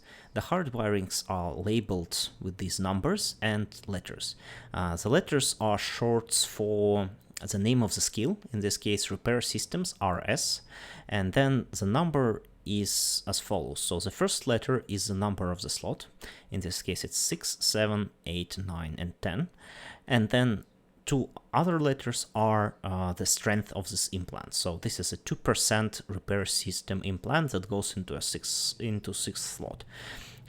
You will have only 5 hardwiring slots, and obviously you will have conflicting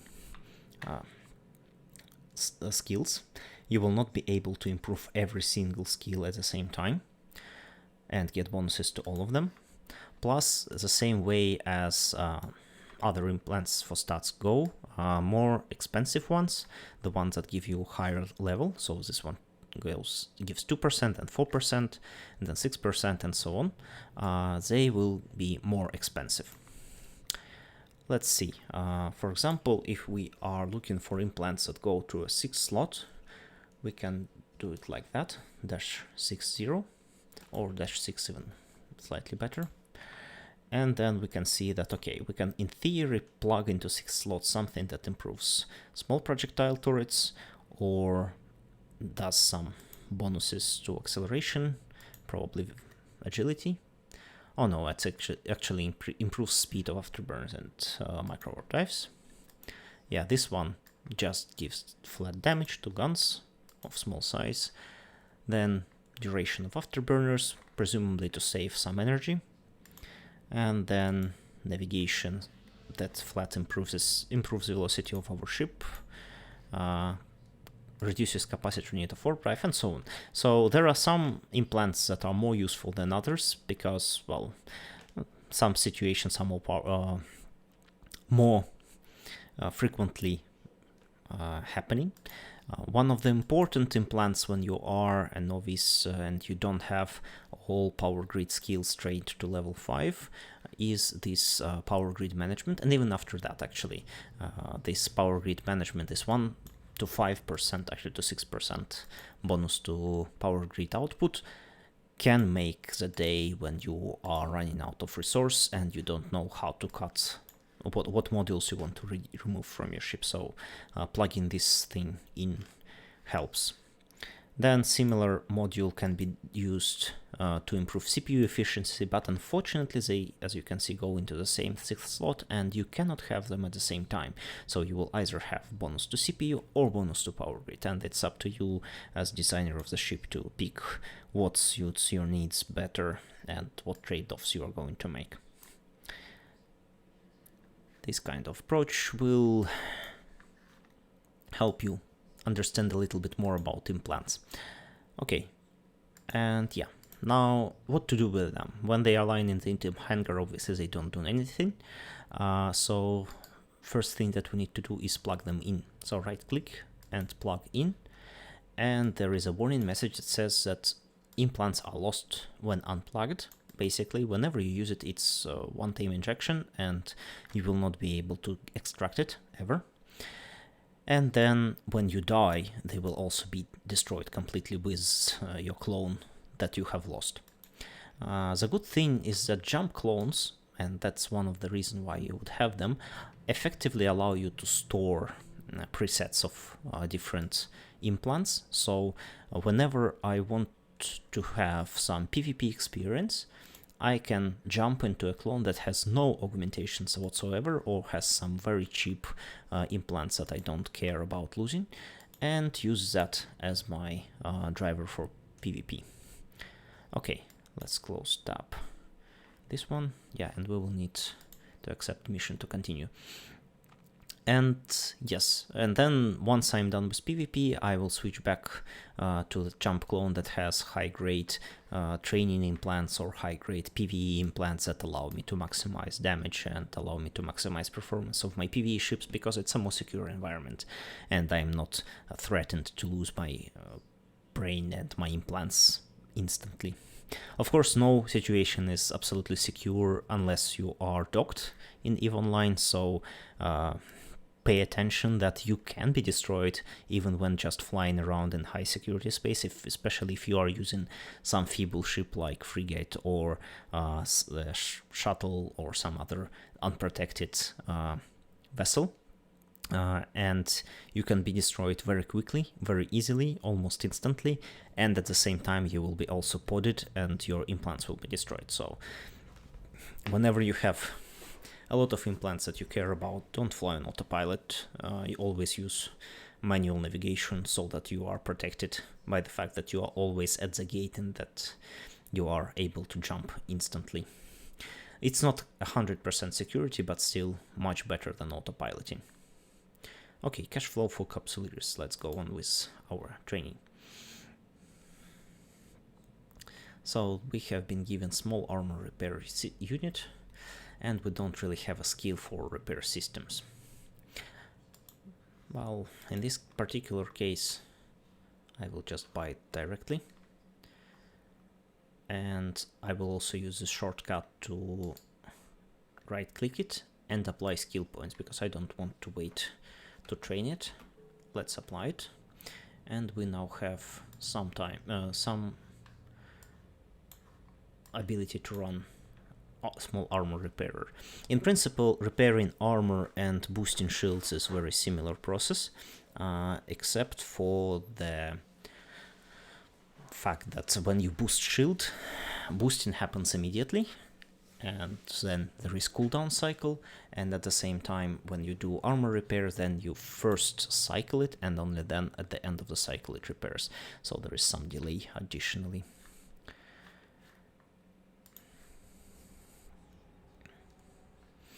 But strictly speaking, it does not feel that we will be able, that we will need actually this armor repairer, because armor repairers are not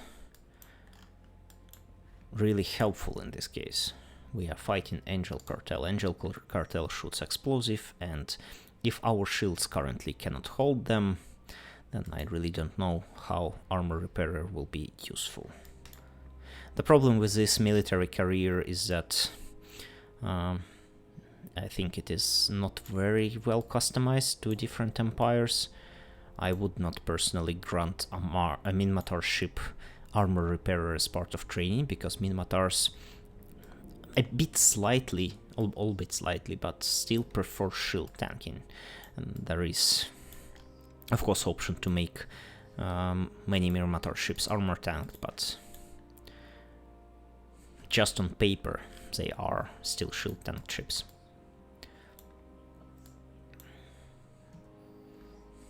And also specifically against this type of NPCs, against our Angel Cartel, shield tanking is obviously better for tier 1 ship because of natural resistances.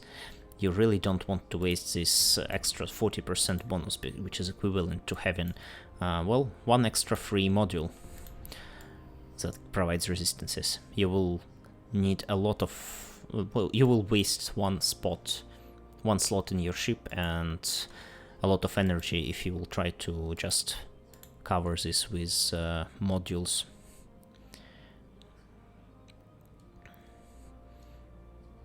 That provide resistances. We now have a lot of ships spawning here and there. I think I will stop that ship because... Okay, yeah, as you can see, this Gisty Thug just repaired a little bit of shield, and if we destroyed it immediately, then it wouldn't have had this opportunity and we would not have wasted some damage to overcome this defense. For larger ships it becomes really painful, because especially battleships have very thick health points. Okay, I need to navigate a little bit better.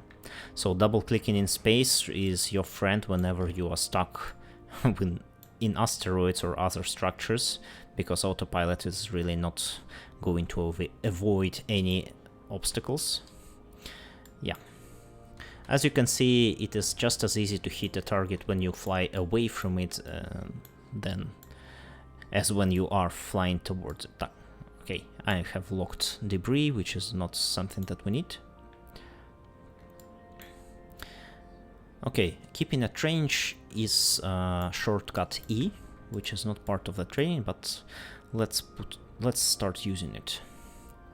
And let's lock more ships, because we are currently quite swarmed. And maybe we'll need to start orbiting things, because... Okay, this thug is thick. We don't want to hit it first. Let's destroy the smaller ones that are actually much weaker. And then this Rouge.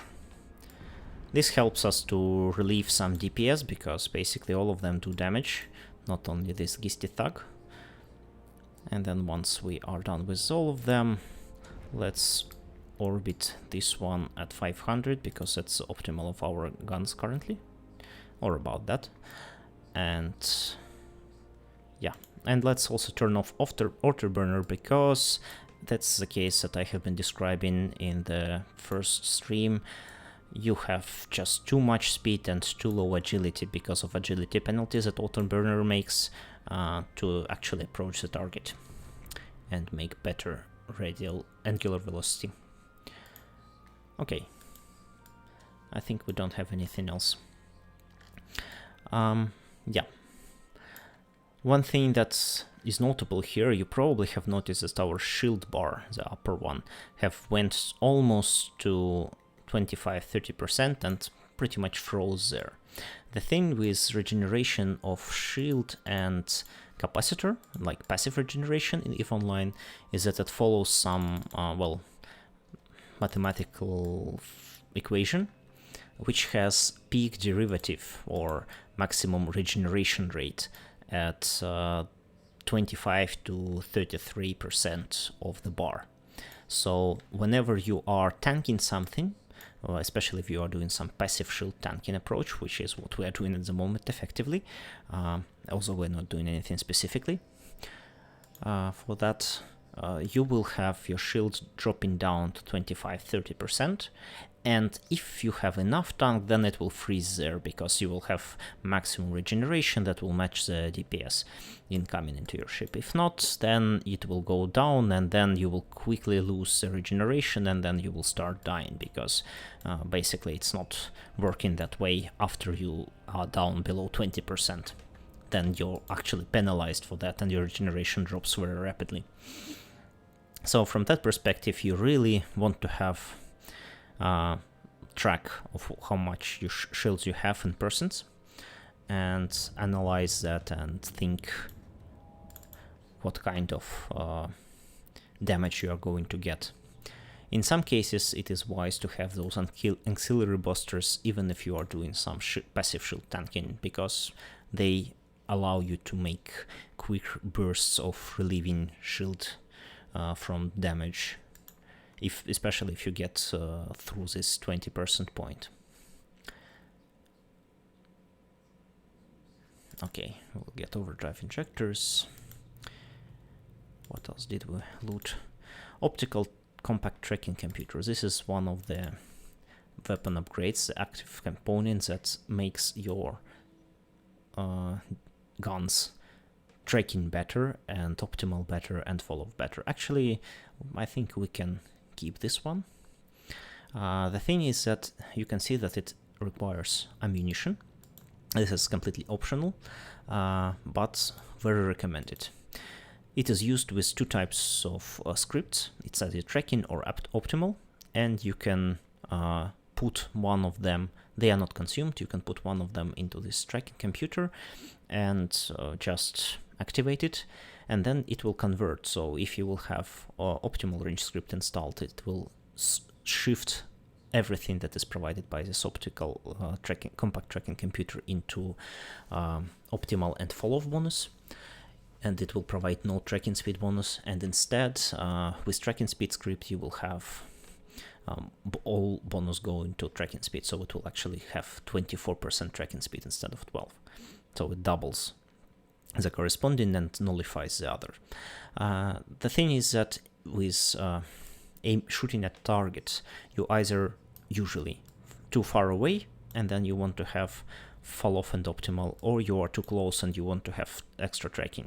So you rarely want to have both, so this actually is one point of skill-based gameplay where you actually can benefit very actively from this knowledge. Let's see actually if we have any available on the market on sale. Not close for this one. Neither. Okay, well, let's just keep in mind that maybe we want to add something later. Now, another thing that we have been recently given is those micro warp drive. The micro warp drive, as I said, is giving us huge bonus to speed, like 2,800 meters per second, comparing to even feebly 1,000.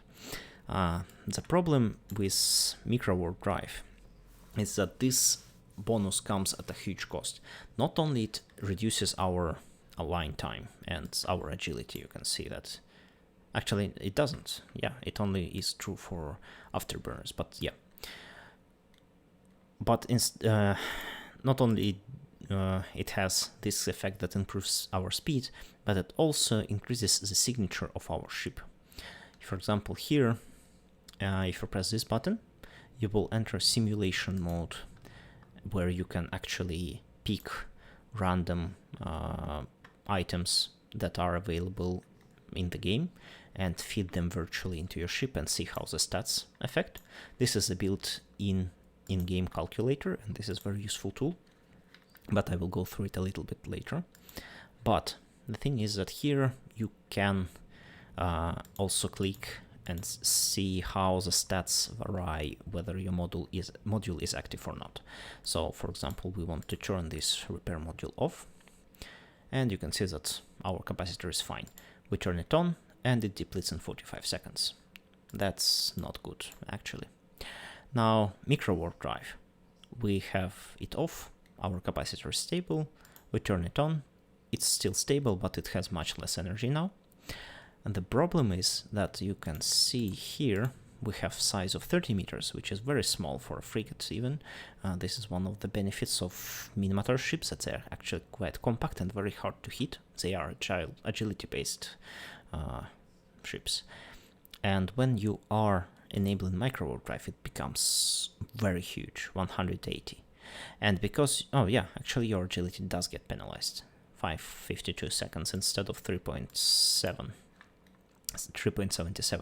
It doesn't sound a lot, but compare that with what Afterburner does. Afterburner doesn't give you this penalty, and Afterburner only slightly increases this, and at the same time, by only increasing the maximum velocity, you already create the problem of agility. So at using micro warp drive, you basically not improve your survivability, you just make yourself a bigger target that moves at a larger speed. And the equations for targeting are made in such a way that these two variables effectively cancel each other. So multiplying this by 6 and multiplying this by 6 results in net no change in your evasion capacity. At the same time, Afterburner does give you this extra speed without blooming your signature, so you can survive. So Afterburner is more like survivability agility module, while micro warp drive is aimed at a little bit different purpose. This is a catch and escape navigation module. You want to use this one active not in combat, but well, at least in PvE, not in combat, but in cases where you need to change your position. For example, after combat, if you want to loot something, or if you have just killed one enemy and you want to go into another enemy which is located several kilometers away, then one burst of micro warp drive and you approach them, and then you start orbiting them without micro warp drive. I hope this makes the difference clear, but let me show you some examples in practice. Okay, flight to the hotel. Seriously. Retrieve VIPs. If something is amiss, report back. Okay. Why do I feel like we are going to shoot again? Because we are going to. Otherwise it would not be a military career path, wouldn't it? But yeah, you can have both Afterburner and micro warp drive at the same time installed, as I mentioned before, and this provides you with flexibility that you can actually first navigate with micro warp drive and then switch to Afterburner and fly around the target using Afterburner, evading the damage as much as possible. But this is rarely used in both PvE and PvP because both modules consume a lot of power grid, and this cripples your feet, the composition of your ship, very significantly. Need to approach. Let's approach. And let's enable this module to make things better. Now immediately you can see that our optimal range grew up and follow grew up. Okay. Thank you. One important thing that you don't want to have when you have Afterburner, you really don't want when you're using micro warp drive, you want to be hit by rockets on a small ship. The problem is because if rockets don't actually follow the same equation as guns. Okay, I think I need to get out of here.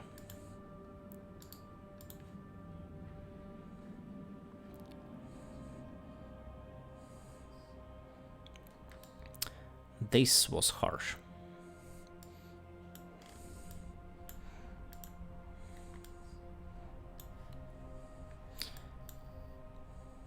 So yeah, as you can see, you can keep repairing yourself even after the fight, and if you use even a shield-based ship, you can still repair your armor by just plugging even small armor repair and undocking and repairing your hull and armor. It will not repair your hull. For hull you will have a separate one. The one that goes into a medium slot. Anyway, let's see what has gone wrong with our... We probably want to add some explosive resistances already, because the enemies apparently have been doing a lot of damage. What was going on? Ship is fit with both armor and shield modes. Yeah, sure, I have noticed. And I will not use this one because it doesn't really contribute a lot to our survivability, and it seems to be the problem here at the moment. Okay.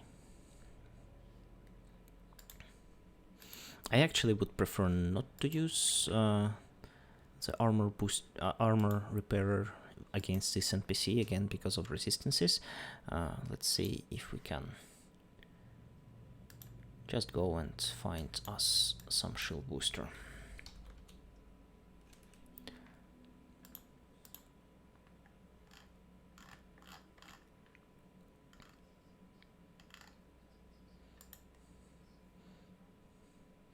Okay, there are some on sale.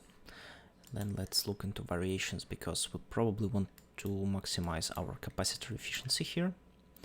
So let's use compare. And to maximize capacitor efficiency, what you're looking for is basically not power grid usage, sorry, but activation cost and the actual shield bonus. So you want ratio between this and this to be as high as possible. And yeah, okay, it's 2620, and then small clarity ward enduring will give you a slightly higher boost, and that's slightly lower cost in terms of energy. I think this is the best that we can use. So let's use this one. Even if it costs us some amount of tanking, we are not probably limited by that at this moment. Let's buy one. And let's use it, and let's unplug this useless module, because we really don't want to have this kind of warning. Not because we don't want to have this warning, but because it's really stupid to have at the same time and shield and armor tank. So okay, as you can see that when we simulate this, our explosive resistance is already 64, which means that every single health point produced by this booster, which is basically 15 per second, is multiplied effectively by 3. So we have 45 effective health point per second rate. Here it shows normal health point, but we know that angels do primarily explosive damage, so this will be more than enough for a frigate to survive all this onslaught.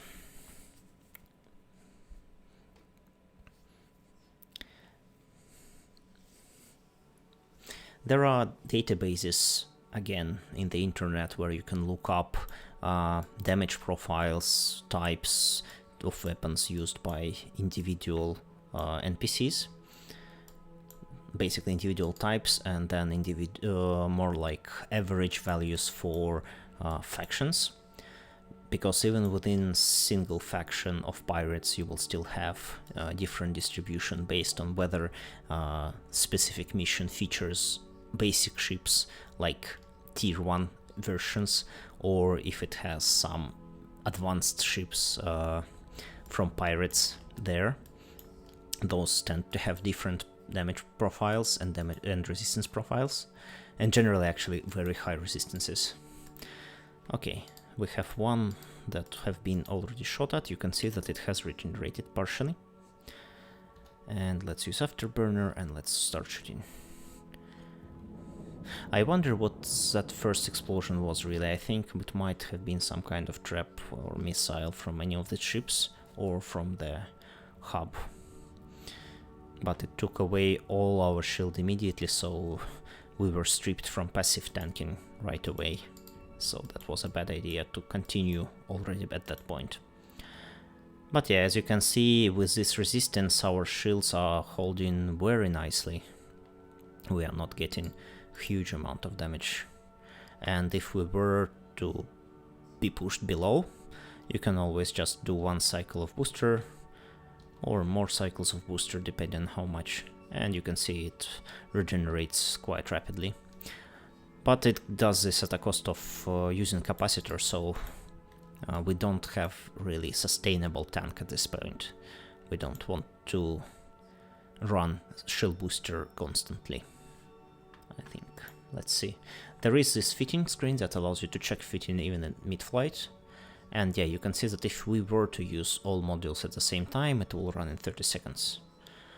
And we have quite huge negative delta. Maybe something to be fixed eventually, unless we move to a larger ship size quite soon. I think by the end of the tutorial, by the end of military career, this advanced path, you should have some kind of destroyer provided to you and skills to run destroyer. So yeah. Yeah, thank you, dear bots, for writing some useless stuff in the chat. I don't think that I'm interested in buying anything. These things would not work anyway.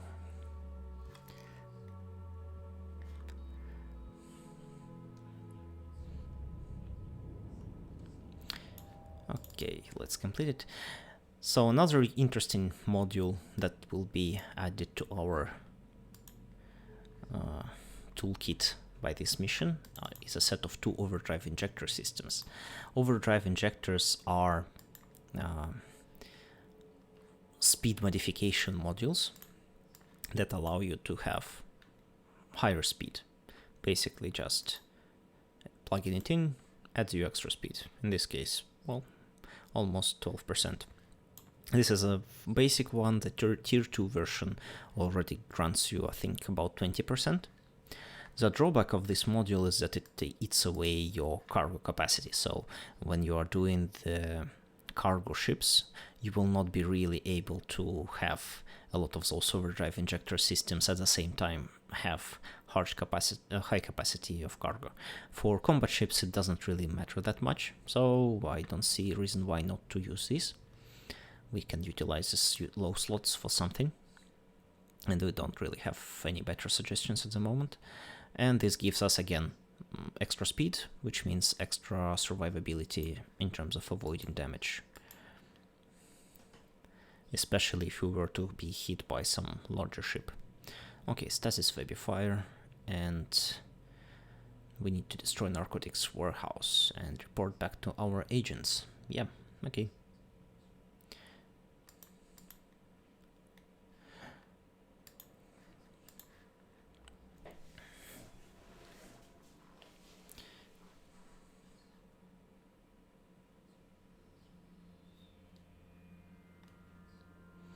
Besides overdrive injectors, there are also 2 more modules that are belonging to the same category, which affect your navigation and agility. They are usually considered together by players. This overdrive injector, then there is nanofiber internal structure and inertial stabilizer. Inertial stabilizer is a module that improves your agility purely.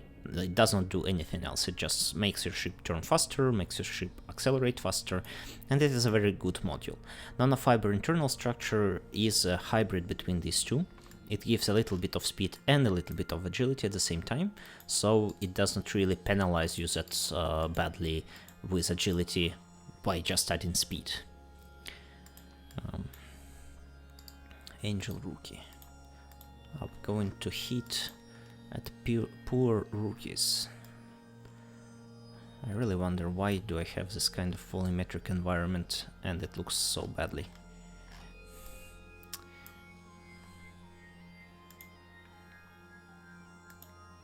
Well, let's do the trick.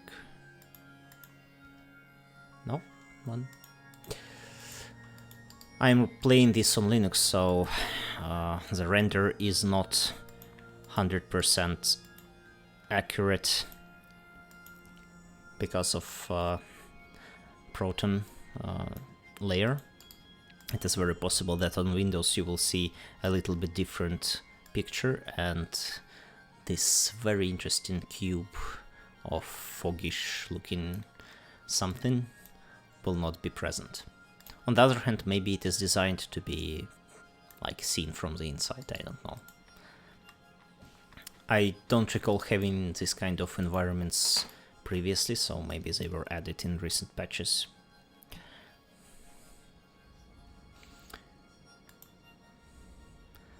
Let's see if we can figure out what setting can be used to remove that eventually.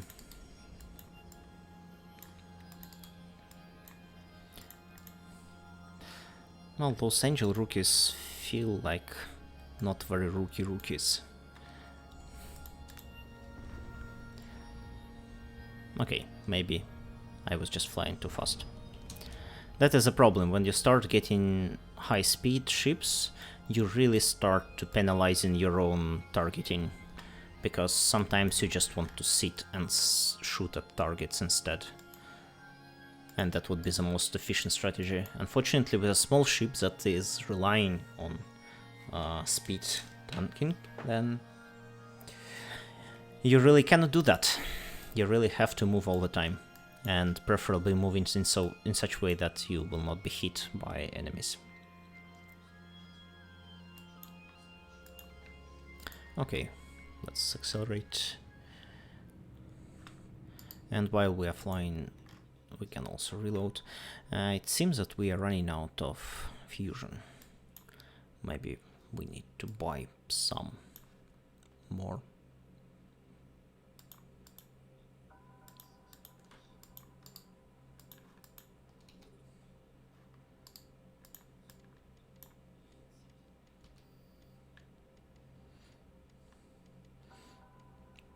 Again, approach, and then when we are getting close, maybe control space to stop in spot, and yeah, just destroy them.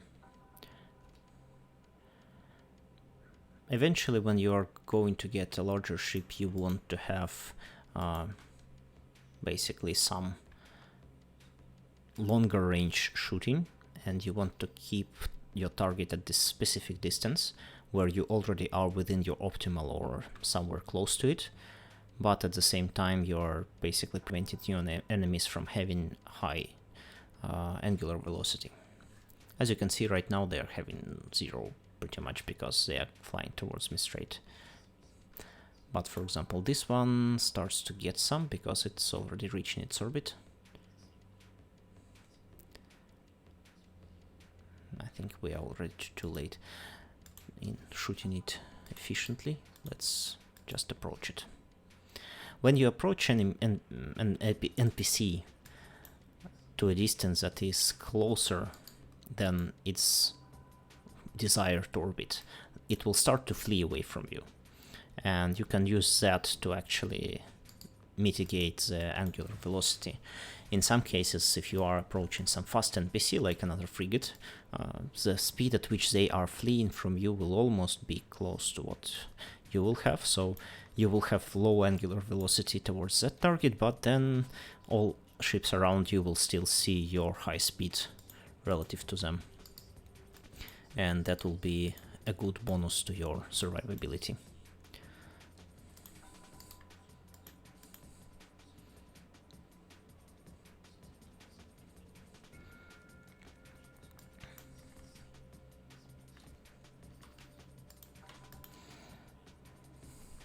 These rookie ships have icon of a corvette, basically, those starting ships, but they look nothing like the corvette in which we have started as a Minmatar pilot, although they are Minmatars.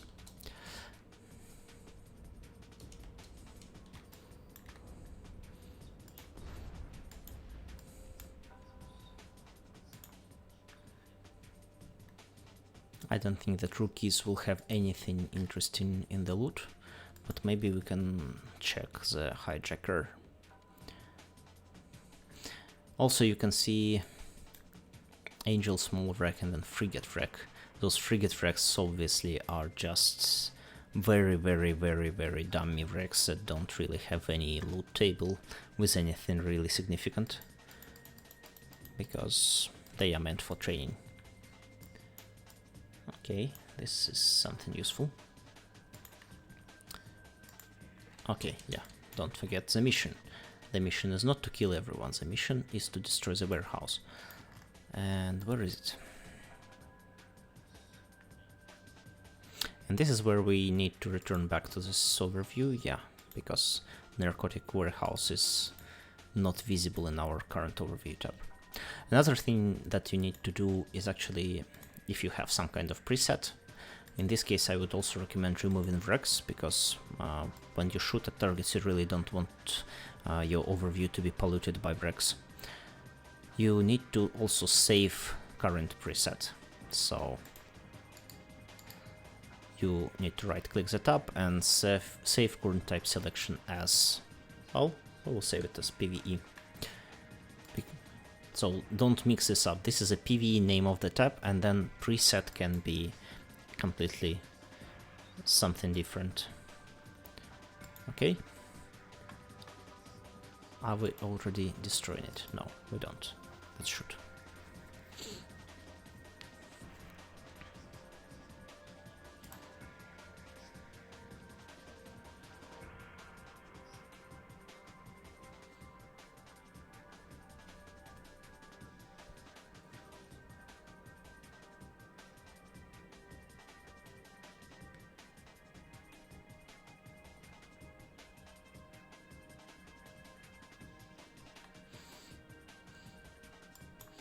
Yeah, when you are doing missions, these can take a while, and it is usually advisable to take the ammo that can deal as much as damage, because usually these kind of structures don't have any specific resistance profile, so you can shoot them with anything, they will just die at the same rate. Interesting. We were hitting at narcotics warehouse, and yeah, we got some blue pill. Very interesting. I can take it. As you can see, despite being of apparently illegal origin, it's not really marked as illegal.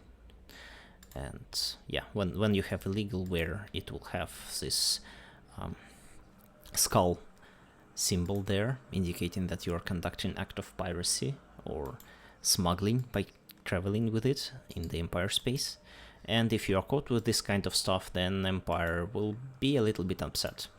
They will start dropping your standing, and eventually, if you keep doing this for long enough, they might even start attacking you.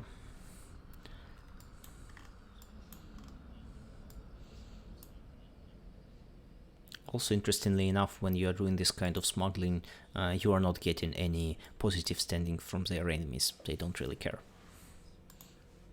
You are just doing completely illegal stuff.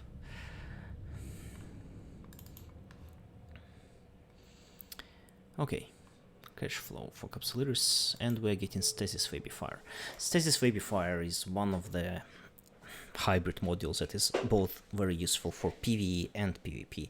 In PvP, this, well, what it does first, it actually stops you. So if you have seen in previous missions, there was this Stasis webification unit, drone, that was applying webification, and we were slowing down.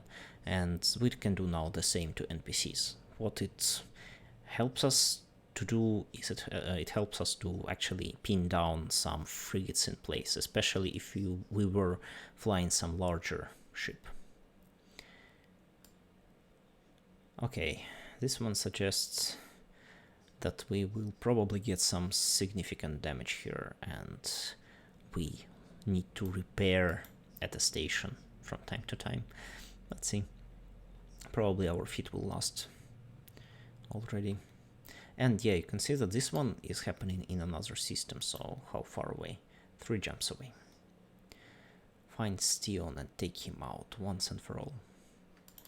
And we will get a rifter for that. We probably don't want to carry this stuff with us again.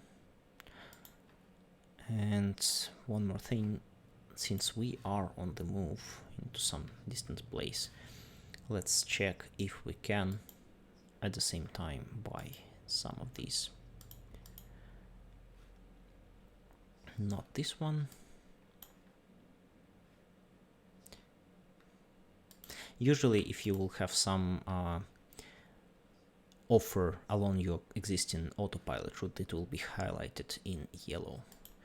This is useful if you want to buy some things cheaply. Yeah, like this one. So yeah, it's not exactly cheap, but we don't really care that much. Just remember that in last week we need to dock up. And let's keep this window open to remind us about that. Let's take the mission.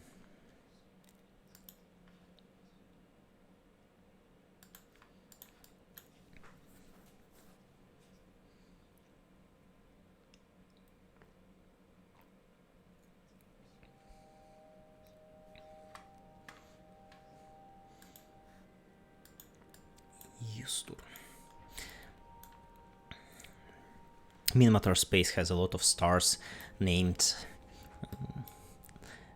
in a way that sounds a little bit like Old Norse language or some kind of derivative of that. EVE Online has in general a lot of interesting lore choices. For example, many Caldari state systems are named very similarly to different to words that sound very close to Finnish language or some other Nordic languages. This really is probably a deliberate choice by Icelandic developers. And this also has some political implications because Caldari state is, well, some can say that Caldari state is effectively a fascist organization because it prioritizes rule of the state over everything else, and although they are state, they are effectively an empire that is run by some government.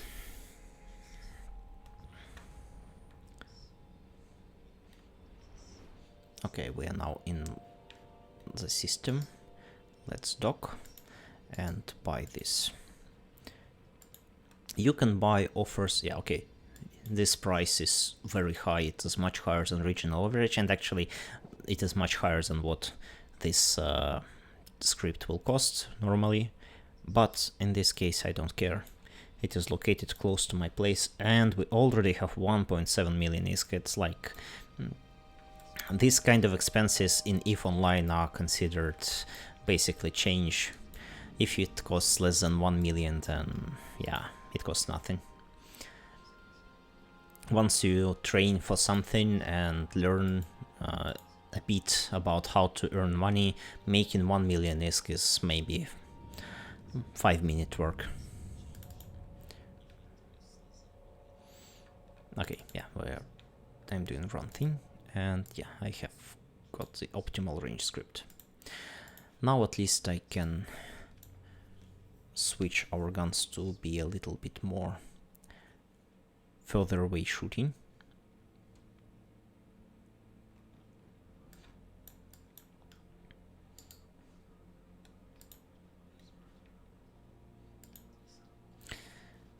And let's go to the destination system and at the same time use our optimal range script here. Yep. Now you can see this icon that indicates distance, and you can see that our script, our module now provides 0 tracking speed bonus, but at the same time 24% fall off and 12% optimal range.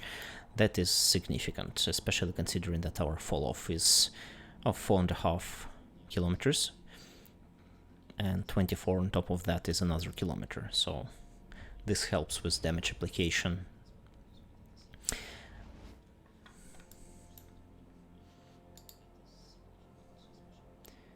Encounter warp. We no longer need this one, and while we are warping we already can enable the resistances in case we will be attacked immediately. You can see this reinforced shield application animation that is going on around our ship immediately when we enable it. If you know them, you can see what other players are doing. There are no other mechanisms that will indicate what another player is doing in PvP, for example, so you will have to eyeball what they are doing by animations, by... You can probably even recognize what kind of guns they are using if you look at their model closely, because guns are typically displayed there. You can see if they have rockets or guns, if they... well, basically that, and animations of different repair type of modules and resistances. Okay, let's switch to a cleaner overview and shoot more rookies. Actually, since we are so easily killing them, I think let's use carbonized lead instead.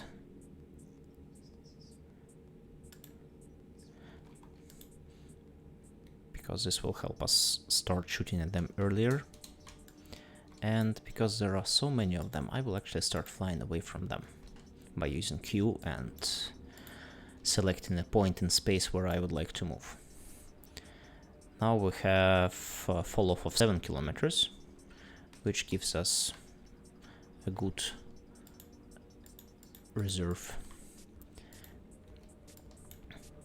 These frigates probably don't shoot that fast. Yeah, don't shoot that far.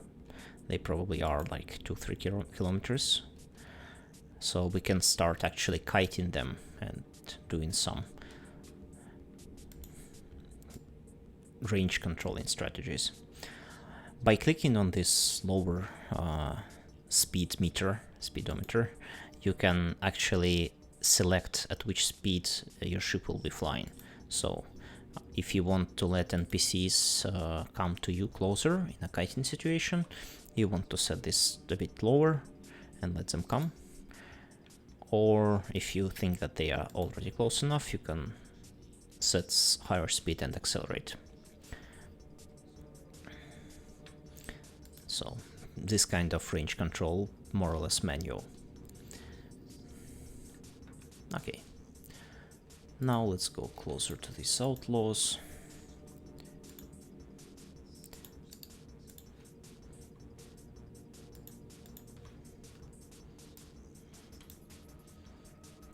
Again, I'm tanking this mostly by, well, just flying away and evading damage as much as possible, rather than actually using my active shield boosting, which acts as, at the moment, as just as reserve. You don't really need to have active tanking most of the time in EVE Online, unless it is some kind of specific mission where you really have to face a lot of ships at the same time, or you are flying such setups that you inevitably will end up in the range of some ships at least.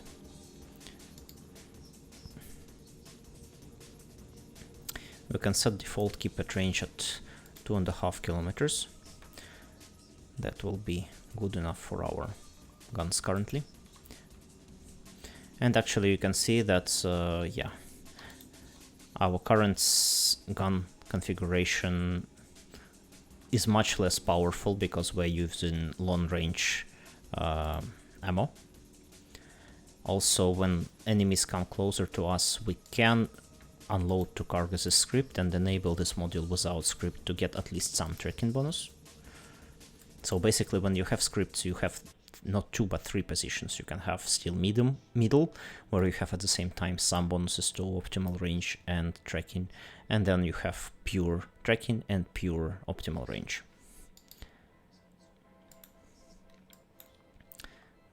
Yeah, I guess I will switch back to fusion because the enemies now here are much more beefy and we need some damage dealing abilities. We can also start tanking them at the same time with our active tank.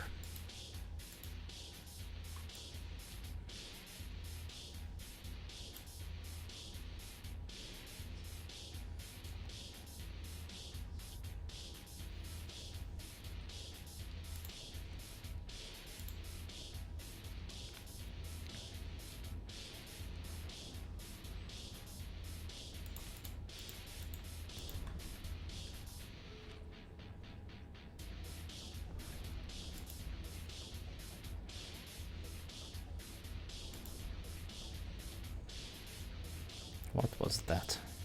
So in the bottom right you have this notification panel, which I haven't used since start of this stream.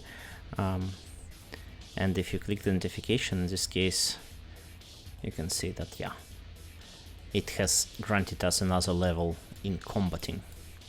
Well, we're still a young capsuleer, so it's not a big surprise that we don't have much here.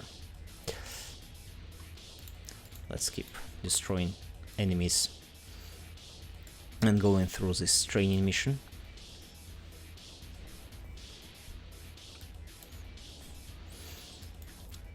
In many cases you really don't want to start shooting early because you want to preserve ammo, and if you don't use autocannons you also want to preserve energy because, well, your guns will use it, even if it's a small amount. And if you are so far behind fall-off range, then in many cases it is just useless. But I am a bit lazy in this case, and there is no shame in wasting a little bit of tier 1 ammo. It costs literally nothing. If you were to, if you are interested in industry, producing your own ammo is like the easiest thing that you can do. Basically just buy a few blueprints from players that have been already improved. There is one important thing about industries that you need to produce with blueprints that have some improvements on them, otherwise you will waste resources. And once you have that, basically just default, just a newbie character can produce own ammo from scratch. Just haul some minerals and produce whatever ammo you need for the purpose. The problem is, however, that you might not have a manufacturing facility available at every station where you will have mission agents, for example, or where you will decide to leave, so it's not necessarily that you will be... It will be a convenient experience for you, but... Ship computer. Again, as you have noticed, I stopped looting things because the loot that we get costs some 20-30,000 ISK, whereas we get 200,000 ISK per mission. It's not very uncommon for people to ignore loot in EVE Online, unless you know specifically that some NPCs drop something valuable. You really are, well, free to leave it. There have been at some point corporations that were specialized in loot recovery. Basically, you would leave them a bookmark of the place where you have been doing farming, and then those players will come up with a specialized ship that has very good capacity to loot, and it will just scoop up everything around and move to another point, and it will do it so efficiently that you really, well, cannot compete with that. But even then, it is difficult to justify the time for these basic missions. As you can see, this Stasis webification tower has cut our speed quite significantly. Our maximum speed, even with Afterburner, now only 300. So I'm just now standing still and shooting it because I want to get rid of it as soon as possible. In principle, most of Stasis webifiers are not counted as ships when you are running a mission, so that this is not a trigger very likely. You will need to just destroy these two stolen Navy ships instead. And we can probably do that still using just Afterburner. Yeah, they are quite slow. NPC ships in these encounters are slow. There are fast NPC ships, especially when sleepers and drifters and more more recent content starting from 2015 I would say, is involved. Incursions and wormhole spaces. This, okay, yeah, so we had to destroy it. Whoa, that's a blast. On Windows this might look much better and much more spectacular and polished. Okay, and we're mostly done with this one. So metal scraps, and I don't even bother to loot that. And some values. Usually it's a kind of permanent structures will drop something, some commodities and stuff. These are so-called basically trade goods. You can find them actually on sale by NPCs. They are not used in production, and you can buy them in one station and then haul them to another place and sell them at a profit. But these profits are rather marginal, I would say. I think this is a remnant of an old freelancer style gameplay where you would just use that as your trader income source. Nowadays, I don't think people do that. And you can see, even if you have these granted you for free, they are like 34,000 ISK, which is virtually nothing in this case.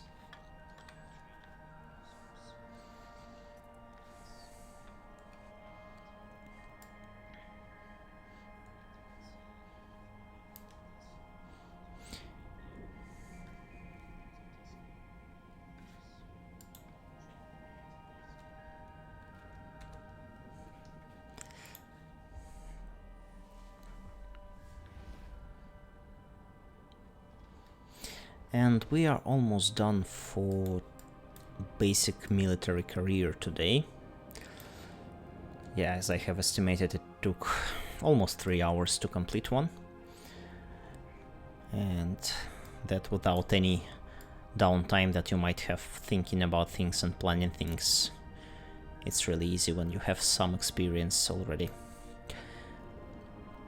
Not to mention that you have always possibility to just die, because as you can see, NPCs can shoot at you starting from these military trainings quite painfully. And if you don't have something fitted to a ship that will prevent the damage, you will already start suffering a lot.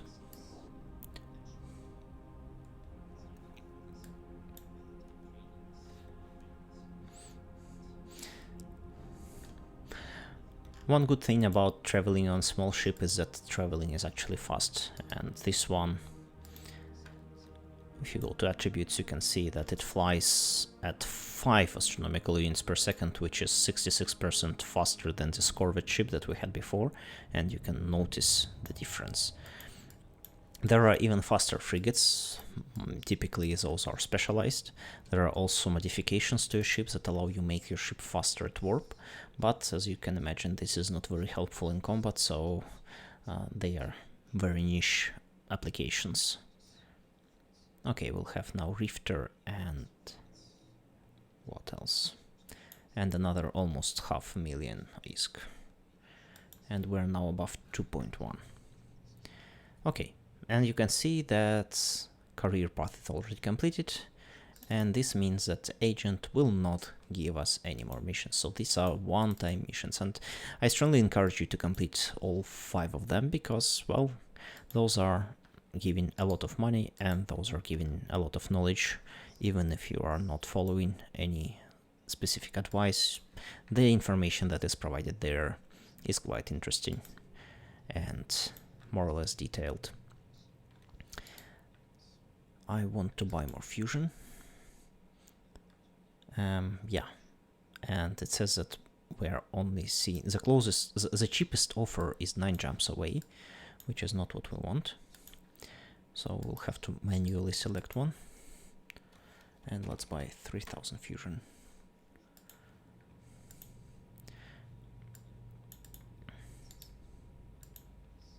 One quick way for new players to increase damage output of their guns is to use so-called faction ammo. So instead of just fusion, you can use Republic Fleet Fusion. These two, Archangel and Domination, are so rare and so expensive that you really cannot afford them for any meaningful purpose except for maybe hardcore PvP, where you count for every single 100% of damage that you can extract. But for this, yeah, you can see that the price estimate. So normally is 20 times cheaper than Archangel or Republic Fleet, and then domination is 11,000 ISK per charge, and this is a small charge, so it's really something that you don't want to use. But if you are okay with spending some extra money, especially with min-matter guns, and if you use long-range guns, which are called artillery, those have very high alpha strike and very low interval of shooting. Oh, sorry, very high interval of shooting, so they will use less ammo typically than other types of guns. Basically, well, lenses are probably still better choice with lasers, but they will min-matter ammo is still way more affordable than hybrid weapon from that perspective per damage dealt. And you can see that Fusion S offers, well, 10% less than Archangel, or 11, even 15% less than Republic Fleet. So with Republic Fleet you can easily get plus 15% to your damage application if you need. In some cases you might.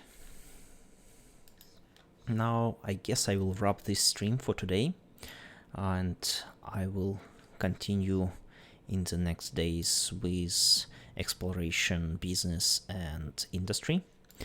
And after that I will wrap things up with advanced military training, and we will see how it goes from here. Don't forget to plug in some skills for training, and if you are off for more than one day, make sure that you have something training afterwards. One more advice that you want to have in the skill: after the min-matter frigate, you really want to have min-matter destroyer available. In our case, we already have reached level 3 in min-matter frigate, so we can just buy one skill book from the market. It costs 100,000. Inject it.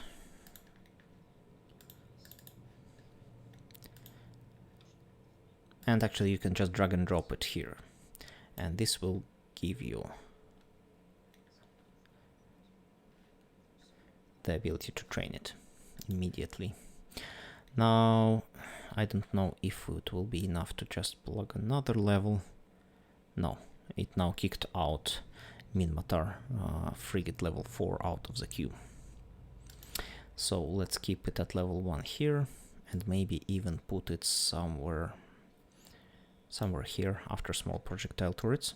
Destroyers still use small projectile turrets, so we don't need medium guns yet, but let's have it trained, because destroyer hulls will offer a bit more kick for the purpose of PvE at the cost of agility. Sorry, not my frigate, of course.